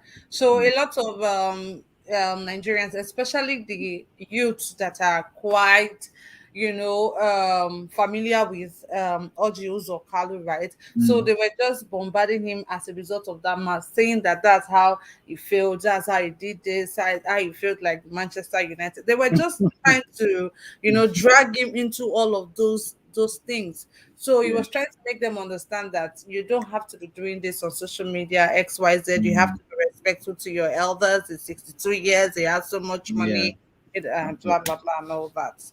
Okay, I understand. Yeah, they're trying to take shots at him. The man has a lot of problems. But the youth is that really the best use of your time to be attacking somebody who's a billionaire and doesn't care whether you exist or not? I mean, there's probably. I mean, I get it. They're trying to poke him a little bit, get on his nerves a little bit, but that's fair. I mean, that's how they want to spend their time. But I can guarantee you that man doesn't see them. He doesn't worry about them. The man has money. He probably has $10 million, like in his house, just sitting there, just for whatever he needs. So the guy is not really worried about what youth are saying. But for him to come up in the middle of the night and punch back, I mean, I guess he just wanted to give you guys a little bit of attention. But I think it's a waste of the youth's time, to be honest. They should be more aggressive towards the things that actually can make a difference in their lives. For El Rufai, there's a link that I saw. Let me see if I can send it to you, Catchy. Let me see. I had this link when it comes to Kaduna. Kaduna actually, if you look at this link, Kaduna actually, not formally, but has split into two different states. There's Northern Kaduna and there's Southern Kaduna, right? And it's split. It's an agreement where basically the Christians and the House of and Fulani have split kind of Kaduna into two parts.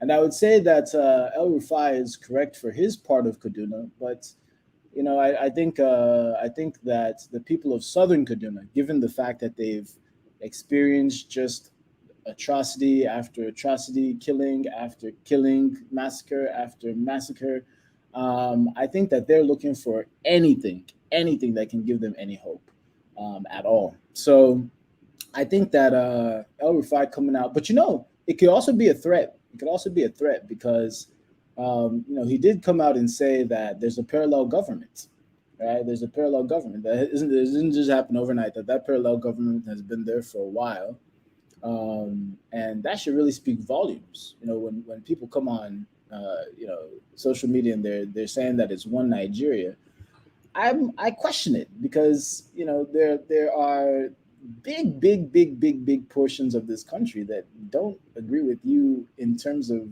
their one Nigeria is completely different. It's like a completely different world that, when you talk to them and, you guys are discussing, you'll find out that, are you really trying to be one country with these same people? It's the same people that burnt Deborah alive, burnt her to ashes, to crisp. So, it's interesting. We'll see what happens. If he can pull off a 2 million man march in Kaduna, that's great. That's because Nigerians need it the most. Nigerians need somebody if they want to continue being a country. They need somebody to come there that's going to be moderate. But I just don't. I don't see Northern Kaduna coming out in mass for Peter Obi. Does that make sense? Then what else was? What's your question, Mr. John? Did you see the split between Northern Kaduna and Southern Kaduna? Do you know that they're like really kind of functionally two different places now? So is maybe El Rufai is talking about for that Northern Kaduna, based on the fact that Northern Kaduna and Southern Kaduna kind of somehow split. Okay. They're somehow two different places now. Maybe he's talking about maybe he's referencing his own Kaduna, because if you look at the link that I just sent you, is quite in depth. The state has kind of split into two, so I can see how the Southern Kaduna that needs hope will be out and about. What else? What other topic was there? Okay, I'm just gonna ask the questions then. Do you think that the ransom paying this bandit ransom is only making them stronger? Because the journalist just said that doing this kind of a thing makes people stronger. As a matter of fact, when you pay them this money, they use it to go get more firearms. They empower themselves more with more machines, more firearms, and they eventually see themselves as the second government in Nigeria. Yes, that's a matter of fact. When you pay the terrorist ransom, and they're telling you that they're using the ransom to go and buy more arms, that it's a matter of fact that you are making them stronger, because what they're saying is that the money that you are giving them is going towards buying more arms. So it's very clear. That's not ambiguous in any way. Giving them money is making them stronger. But some other people are making some arguments that you're just saying this because none of your family members are involved. If any of your family member is involved, are you going to pay the ransom? No. I don't disagree with paying a ransom. I'm just saying that indeed it is correct that paying them the ransom is making them stronger. But I think someone said it. I think someone said it earlier that if you would be a fool if to think that if your family wasn't kidnapped, that you wouldn't do anything to get them, to safety. So you most likely would pay a ransom. You most likely would pay the ransom, but paying them the ransom, indeed, it is indeed making them stronger. But I would go even further, because when you talk about paying them ransom, we're talking about big numbers here: 100 million naira, 50 in terms of like how like that look, that amount of cash. I remember when I was really, really young and I was in the East, and I went to an uncle's house, and the guy had some money, and I saw how much like a lot of money looked like. That's still 100 million naira is quite a lot of money in the physical sense. You know what I mean? So for them to not be able to trace where this money is going, for them not to be able to, like, the government is involved. And then as well, that same government that's telling you not to pay ransom is the same government that's preventing you from having arms. It's the same government that is not tracing the cellular calls of these individuals that are terrorists. It's the same government that's not using their entire intelligence apparatus in order to apprehend these people. So yes, paying the terrorist ransom is directly making them stronger. It's very simple. You're giving money to terrorists who then use the money to go and buy arms. But that's what you have to do, unless you think about maybe another solution, which is arming yourself. That's why in the Southeast, they have a militant group. That's why they have a militant group. In the Southwest, that's why they are arming themselves. In Benue State, that's why they're arming themselves. So, I think that the country already knows that they need to arm themselves more. I don't know what else to say about that. Yes, it's arming the terrorists by paying them ransom, but you're not going to stop paying them ransom because they're going to kill your family members. Better you arm up, get your weapons ready, because they're not going away. I don't see how anybody is going to.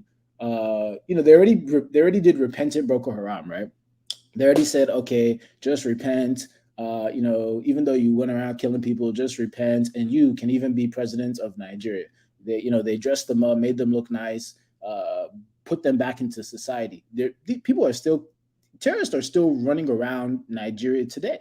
So it's going to be like a major clash in order to stop the terrorists. That's people who think terrorists are going away are joking. It's going to be like all out war very soon. What other question was there? Kachi? How many have you touched? Have you touched on Ekweremadu of the Indy was saying that they should bring pleading with the federal government to bring his kids to Nigeria? It wasn't Ndibo, it was Ohaneze. Ohaneze Ndiberibe. That's the one that you're talking about. Ohaneze Ndi. That's who came out and said that. It wasn't Ndibo that said it. Oh my God! Ohaneze Ndi. She's actually making comments. Not Ndibo. So just like somebody else said, the Ohaneze doesn't really represent Ndibo anymore.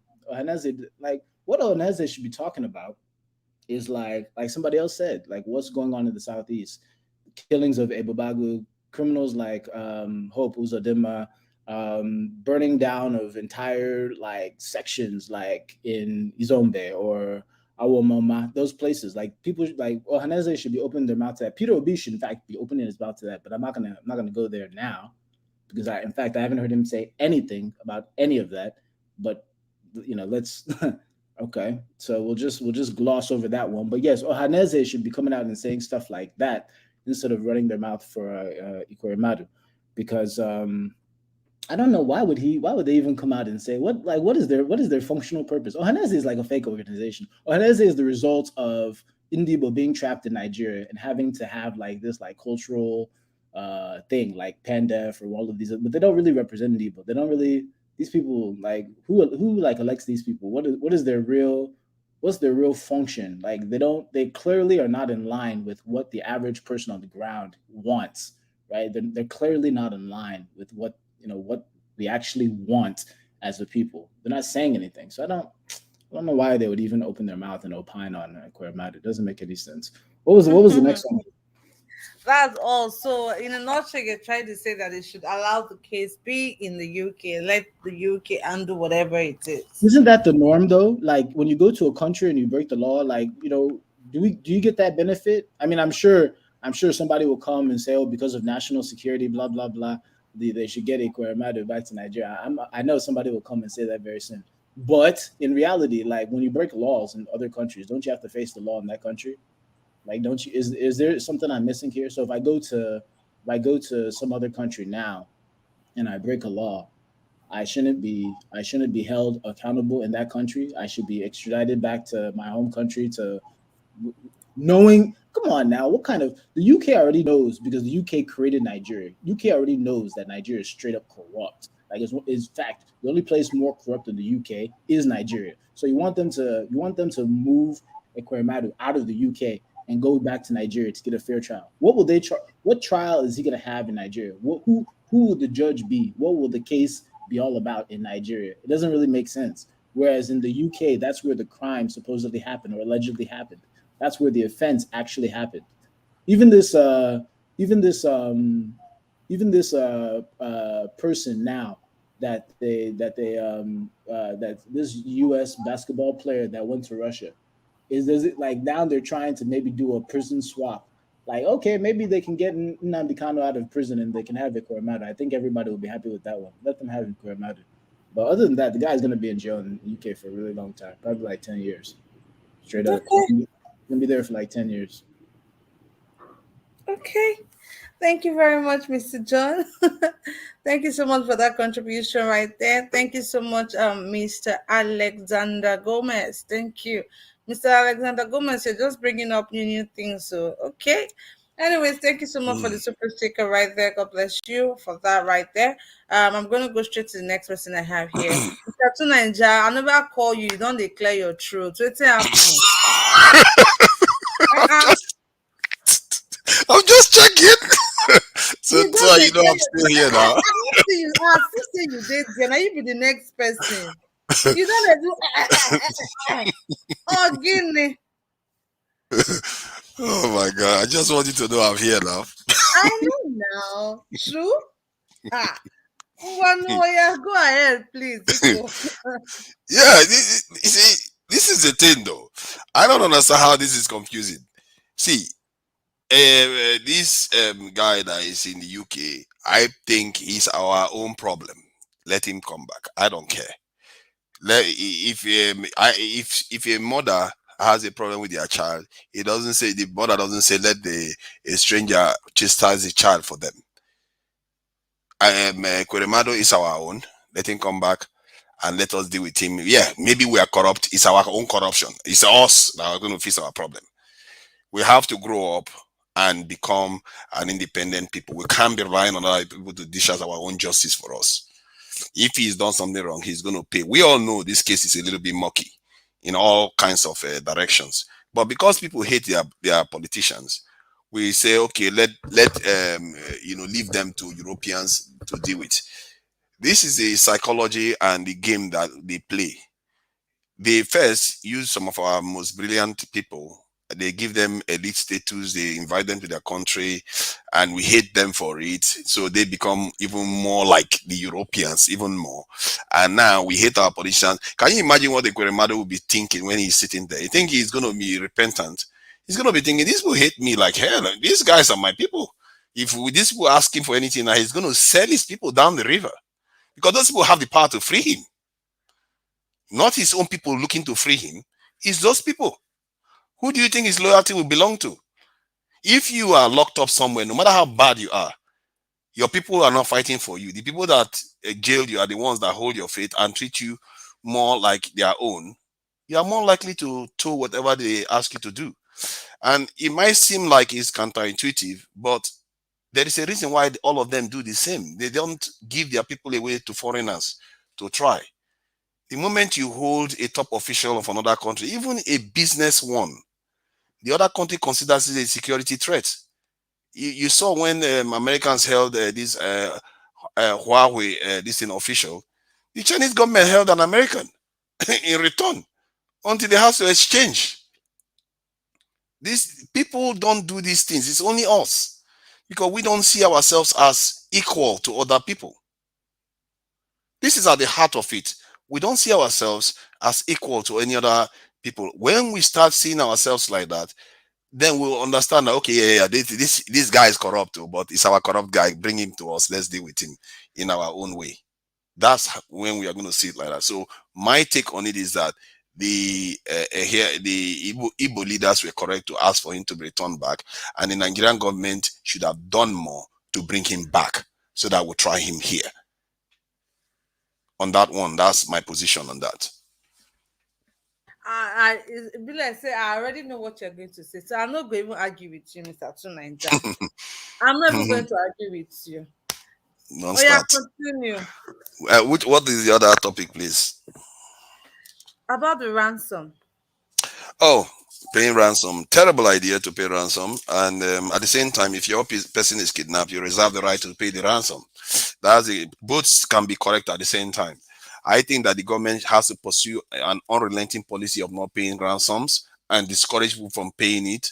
At the same time, if you paint you enough, you can pay your ransom. If the person they kidnap, you don't like the person that is your family member, you might think twice about paying the ransom. But point is that individuals have their right to react based on what they think is best for themselves, and the government have a right to set a strong policy of not paying ransom to terrorists, because it's extremely dangerous. Every time you fund a terrorist, they will use it to buy more arms and kidnap more people, not to mention the people you encourage to join the same act and crime and criminal this in activity. So it's very, very counterproductive to pay terrorists. But I understand why people have to pay it. It's like people going overseas. We know it's damaging the country when people go overseas in the way we are doing it now, but you can also discourage people from going because they have to earn a good living, just like a family member wants to save their family member. So for me, I can't tell one individual not to pay ransom, but I can say the government they have to set a serious block on it. It's not, if the government catches anybody trying to pay ransom and they stop them, the people should not blame the government for doing that, because the government has another 100 and 200 million people to worry about that are going to be kidnapped, likely to be kidnapped if we keep paying ransoms. You see what I mean? So that's my take on that one. Anything else? Rufai. What is his problem, anyways? I didn't get what his issue was on that. What was the issue? He was just practically mocking the Peter Obi supporters about the 2 million march that they are planning to have in Kaduna. Yeah, he's mocking them, and I'm being surprised that he's doing that, actually, given that he's supposed to be one of those people that is quite serious about security. But then again, his state is one of the least secure, and yet he talks security all the time. I don't understand that. So maybe that's why he's a bit of a charlatan. If he's criticizing Peter Obi, because of the 2 million man march, I don't know. People, he's playing politics. He's also a politician, probably on the other side. So he's just trying to, he probably doesn't want Labour to do very well in his state, and maybe his own friends and his own position might be undermined, and that's why he's saying what he's saying. That part of it is politics, and if anything, I would be saying that Rufai should be doing more to keep his state secure than just complaining about how he wants to blow terrorists up and all the rest. If he so want to do all those things, why is he not doing more to secure his state? He can't do more. It's not, most of these governors, they always pretend as if they cannot do more. They can. We all see what Amotekun did. We all see what like River State government has done. Some Lagos is being kept secure, not because by hope and a prayer. It's because somebody is doing a good job there to keep Lagos secure. So some of all these governors, they pretend as if they are completely powerless when they can do something. And I think they have all these IDP camps in Kaduna too. The same thing with Benue. Some of all these governors, they are the loudest ones to complain about things, but in reality, they can do something, but they are not doing it. So I don't think he should be concerned about people marching. If anything, it's supposed to be a good thing. Bringing Nigerians together is a good thing, especially in a peaceful way like that. Trying to demand change is a good thing. So if I may ask, what is the agenda for the march? Or we don't know? The agenda for the march is just to spread the word, create more awareness and things like that. It's just to Great. spread the word, basically. What is the word? Do we know? I'm asking that. These are pertinent questions. No, it's a good question. It's a good question. It's a very good question now. It's a very good question. I also want to Mr. know. John, we already know your stand though. We already know your stand, Mr. John. Mr. Two Ninja. Yes. So what is the agenda? Listen, I hope we are just going to be saying Peter Obi is the savior. Peter is the savior match. I'm not going to answer you. We have to have agenda. These are the kind of, seriously, this is an opportunity actually. This is the kind of protest you will put down your demands. This kind of match, you want to have demands so that the politicians and the people will know that, because when people see a match like that, they want to see what the match is all about, whether they can relate to it. And if the match is saying, let's give politicians a raise, people are like, you are stupid. What kind of stupid match is it? But if you are getting a match that says, we want electricity, we want security, we want transparency. Now people are beginning to think, okay, we want politicians, there are children not to go overseas for treatment. We want hospital. Those are the kind of things people will relate to. You are going to you get more support. And when you make that noise, it's going to matter to even the northerners that people like to think that they don't relate. They will think, okay, yeah, good hospital is not a bad idea. Good schools is not a bad idea. Security is not they are the ones experiencing most of the insecurity too. So, and these are the kind of opportunities we should be taking. And this is why when these type of matches are happening, we have to really, consider the agenda. I've said this before, I always use, because I've seen a lot of women, they know how to do things the right way. If a woman, you want to go out with a woman and the woman says, take me to Mama Buka, and the other one says, take me to Sheraton, which one would you rate higher? You already one that says to take me to Sheraton, isn't it? So because that one set a higher standard. And this is what this type of protest can do. You either set a higher standard or you set a lower one. And I say, we should take the opportunity to set a higher standard. If you go there and just sing only Peter Obi, then you are not setting your this standard high enough. Because there are a lot of people that don't know Peter Obi there. They will be thinking, why are you just singing only Peter Obi?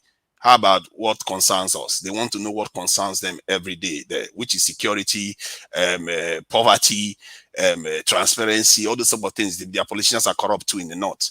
So that's what I think the agenda should be. Okay, that makes sense. That makes sense. Thank you. Thank you very much. Thank you very much, Mr. Tunaija, for that wonderful contribution right there. Mr. Amechi, you're asking if I'm Igbo. Don't I sound like one or don't I look like one? Answer me. Anyways, guys, thank you all so much for being here with me. I really do appreciate you. I can see Hakim right there. You came late, but I'm going to give you time to, air your views about what we're going to be talking, what we've been talking about today. Pardon me.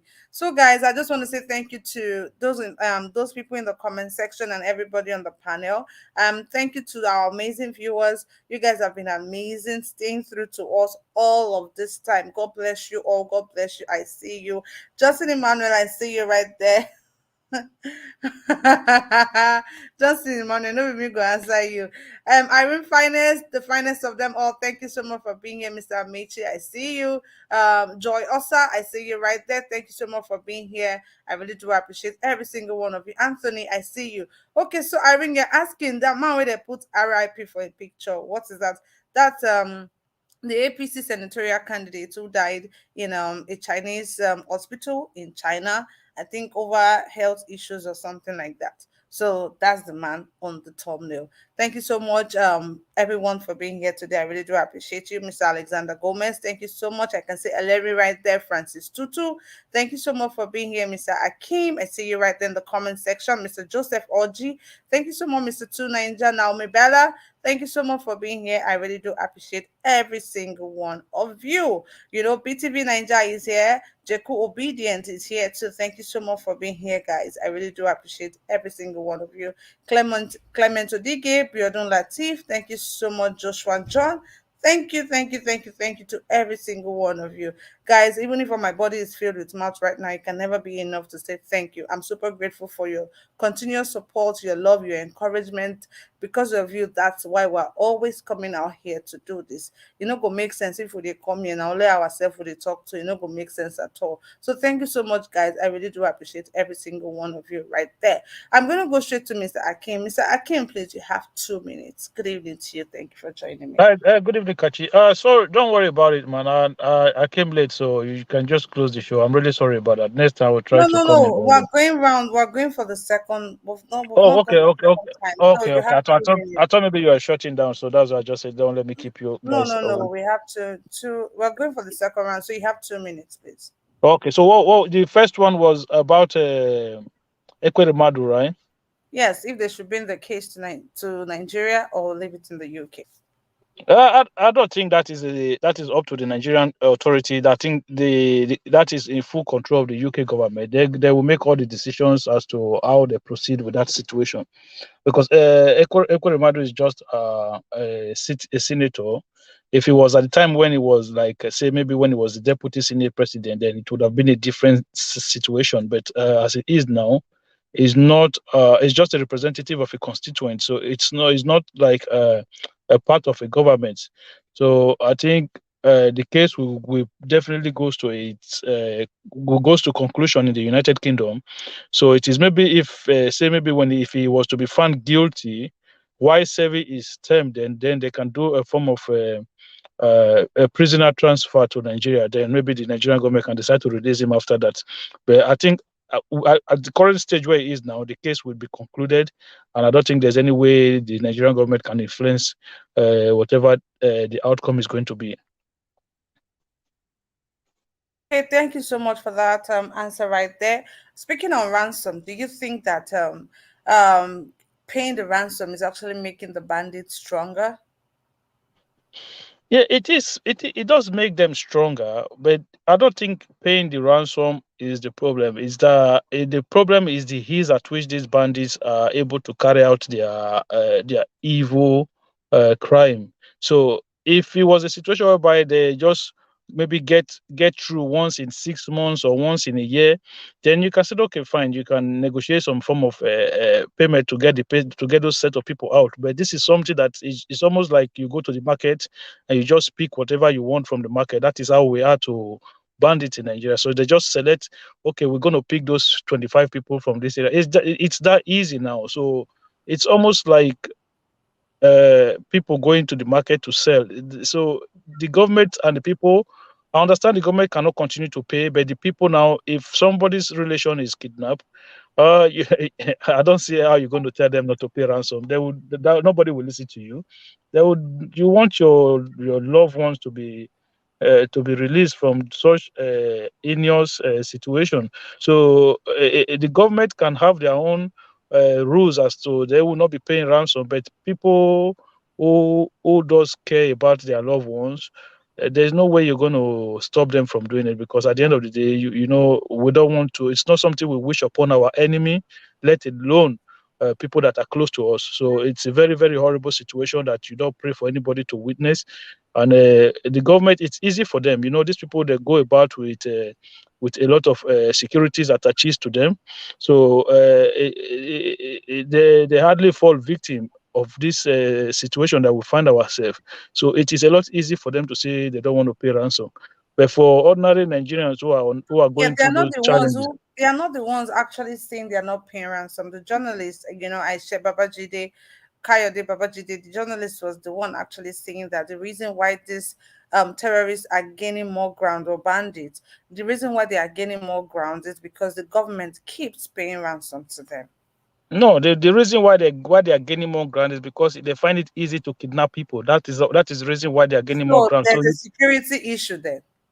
of course, because if you don't kidnap, you won't get ransom. You have to first of all kidnap before you can get ransom. So I think the person who is making that comment has jumped one part of it. The first part is to make sure that they don't kidnap people. So then you don't pay ransom. If they don't kidnap anybody, then you wouldn't have to pay the ransom in the first place. So you have to first of all make sure that the people are secure. They don't get captured in the first place. Then you don't worry about paying ransom to kidnappers. So the idea that paying ransom is the reason why they are getting stronger. No, it's because the fact that their insecurity, they are able to easily capture Nigerians. And then when somebody's loved one is captured, well, is being kidnapped, what do you think they're going to do? Just say, okay, go and kill him? No, you're going to do everything within your power to make sure your loved one is out. Nobody is going to fold their hand and say, oh, okay, maybe the person's mother is with them or the person's father is with them. You just say, I'm gonna carry go. It doesn't work that way. It's blood. Even sometimes it happens to your friend, and then you go through whatever to make sure your friend is out, let alone your own blood. It's easier to say, but when people find themselves in situations like that, everybody will react in a way that you do whatever it takes to bring out your loved ones.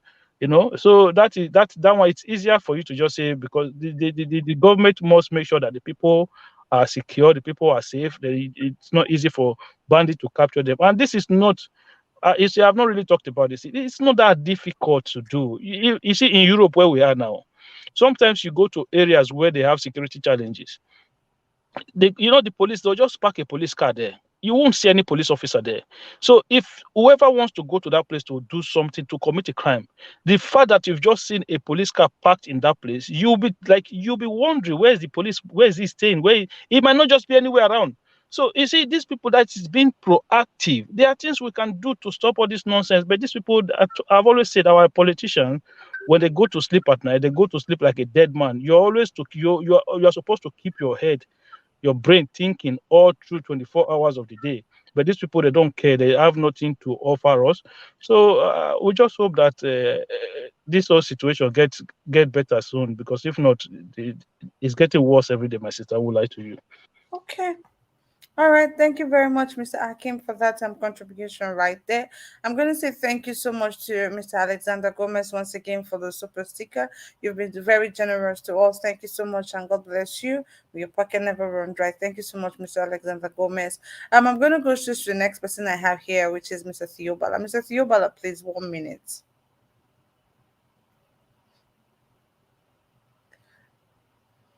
Mr. Theobala, Sorry, thank you. I was actually doing something else here. 1 minute. Thank you for this opportunity once again to contribute to the development of our nation. I just want to urge each and every one of us, with the Nigerian people, wherever you find yourself, because of what is happening in our land. It's rather so unfortunate that we have a land with so many, natural resources. Talking about human capital, everything is going on well, but our leaders have failed over the years to develop our land. Orji or Kalu or whatever his name might be should remember that he was able to achieve that feat because he was provided a neighbor environment at the age of 25. So it should allow Nigeria youth, should also provide that same energy, that same environment for Nigeria youth to be able to actualize their vision. Otherwise, what they will be seeing from today on is going to be very, very massive. The insults they are going to be receiving, even for me alone, is going to be very massive. So for the Ekweremadu or whatever, he did not commit the offense in Nigeria. After all, Ekweremadu is not the only Nigerian that is that having case in abroad. So if they are going to release that one to Nigeria, they also release other people. So everybody should be treated equally. After all, they are the one that committed it. The offense was not even committed in Nigeria. So why are we worrying ourselves about it? If they lie, they sell our country. Have they not sold it before? What is remaining? Which information are they going to give her they have not given? Please, Rufai should try and fix the security situation in his state. For the people coming now, they should give them the opportunity, let them do their whatever thing they want to do. They have a mission and they have a message that they are passing across. The message is so simple that Nigeria is not a producing nation. We want to move our nation from a consuming nation to a production nation. That is a message they are passing. It's nothing more. For you to be a producing nation, meaning your education system must be working, you must have lights, at least your economy must be revamped, everything will be working. It's so simple. There's no message again that people want to hear that that Peter Obi have not been passing over the years. That we are tired of these old politicians who have put us in this situation we find ourselves. All those looters like Atiku and the Emiloko of Lagos. We are tired of all of them, please. It's time for we Nigerian youth, in short, both the old young, to take back their country. It does not belong to a single individual. It belongs to every one of us. Thank you. Thank you very much, Mr. Siyobala. I'm going to go straight to the next person I have here, which is Mr. Victor, please. Mr. Victor. Okay, I guess Mr. Victor is not ready. I'm going to go straight to Mr. Ike. Mr. Ike, please.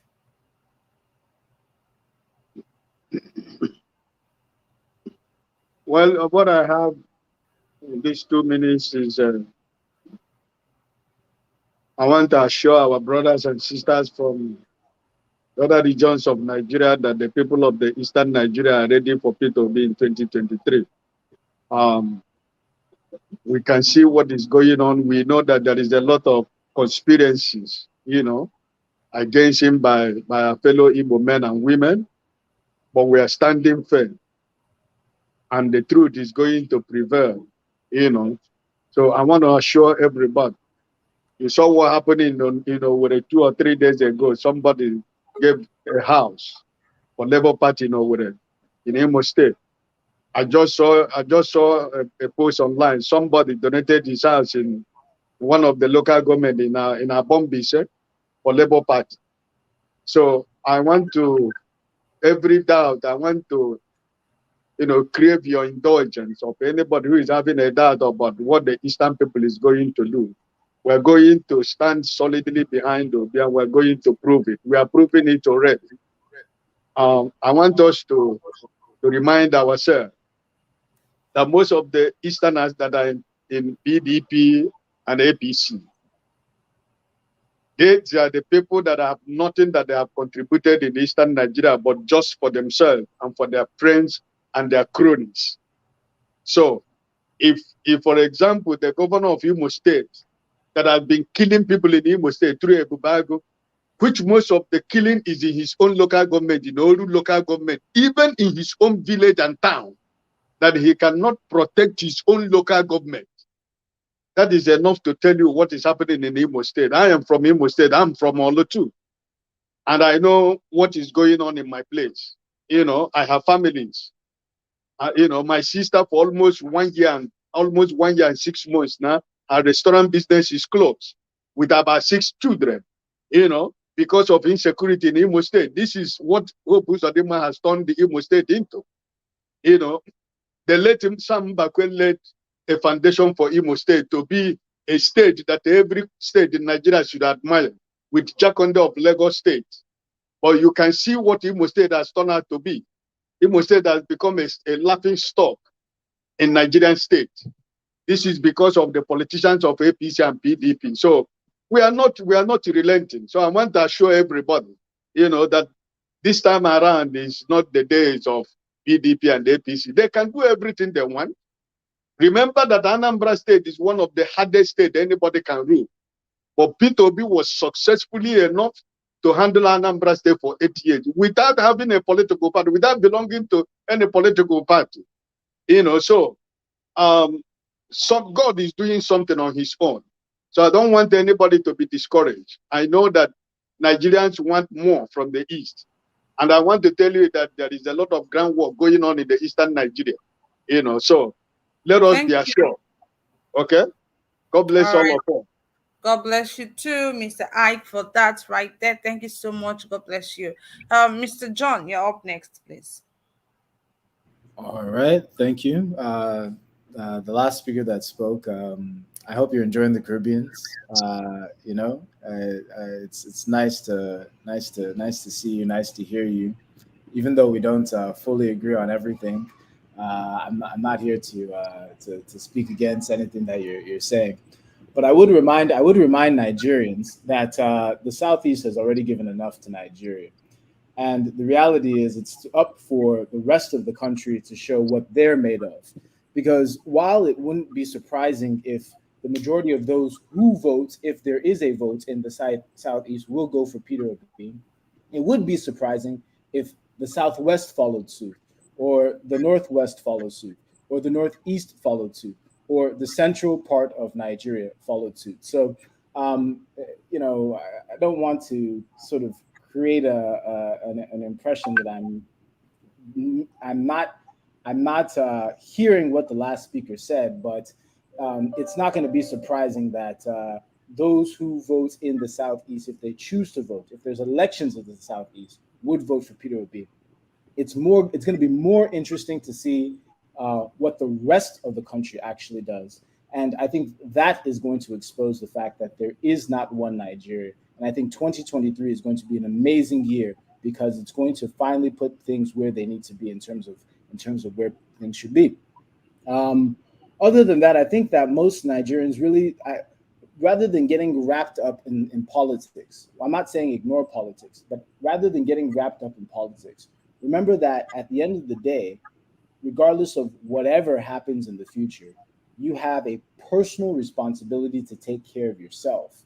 And the actual reality on ground in terms of what's going on in Nigeria, in terms of the economics, in terms of food insecurity, in terms of actual security, those are the things that it doesn't really matter what's going on in Abuja. It matters what's going on ground in your local environment. So I'll continue to encourage people in their local communities to have a plan that has to do with their security, that has to do with their food, and that has to do with their well-being. Because one individual is not going to change your fate. You are that individual that's going to change your fate. Thank you very much. Thank you very much, Mr. John, for that very swift and amazing contribution right there. I can see Simon. Simon, thank you so much for joining us. You always join us late. Why not, Simon?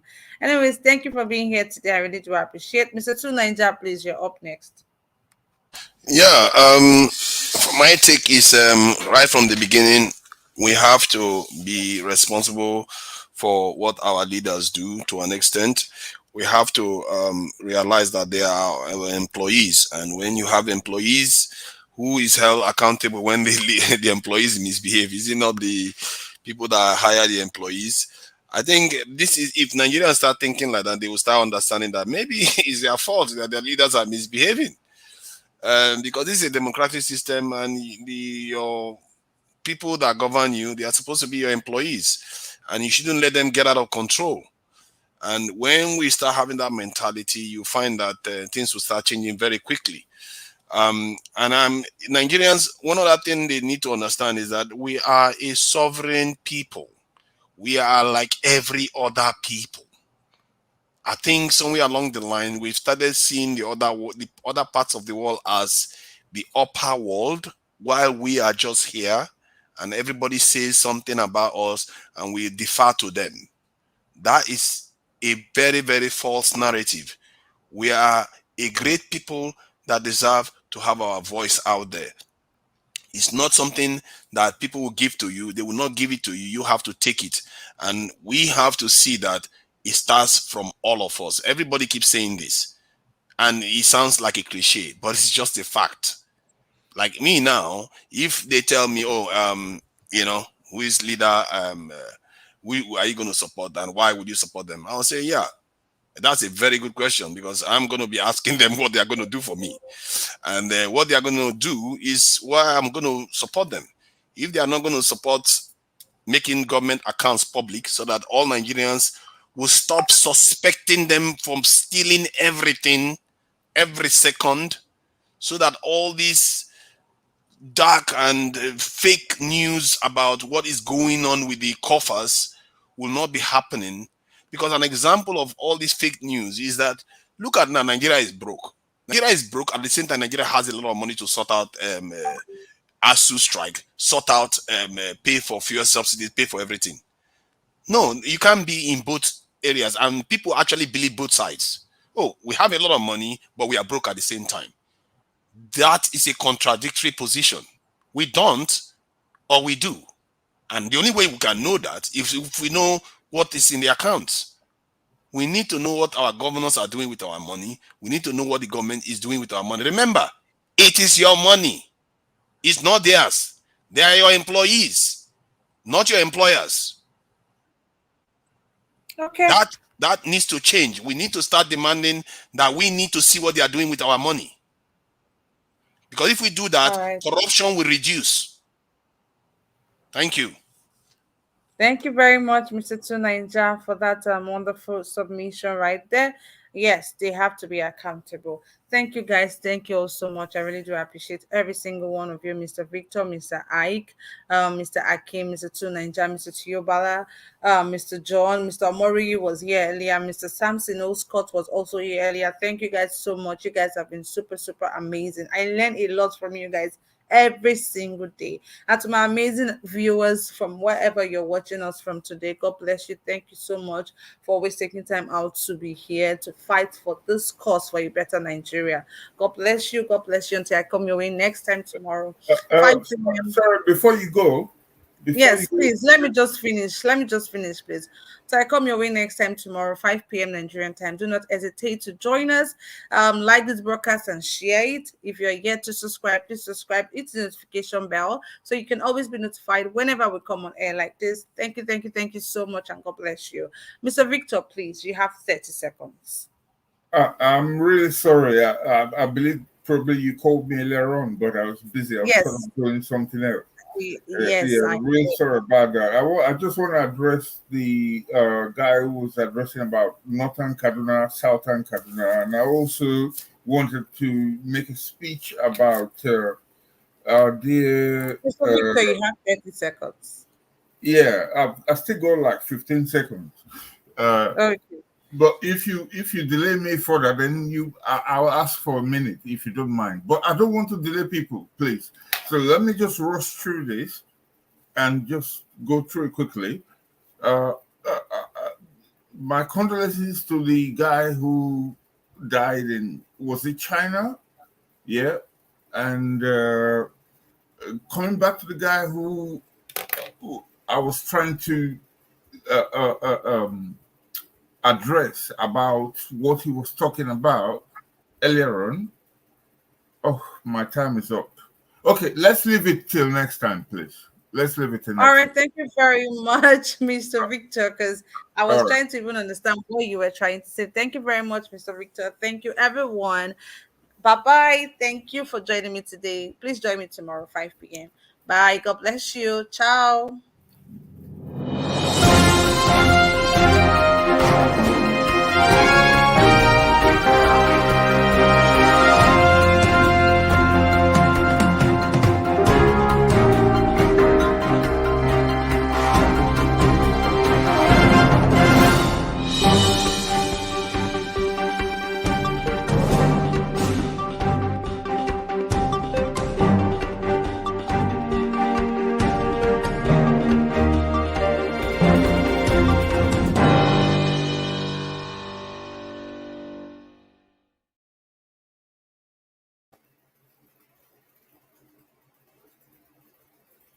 That's it.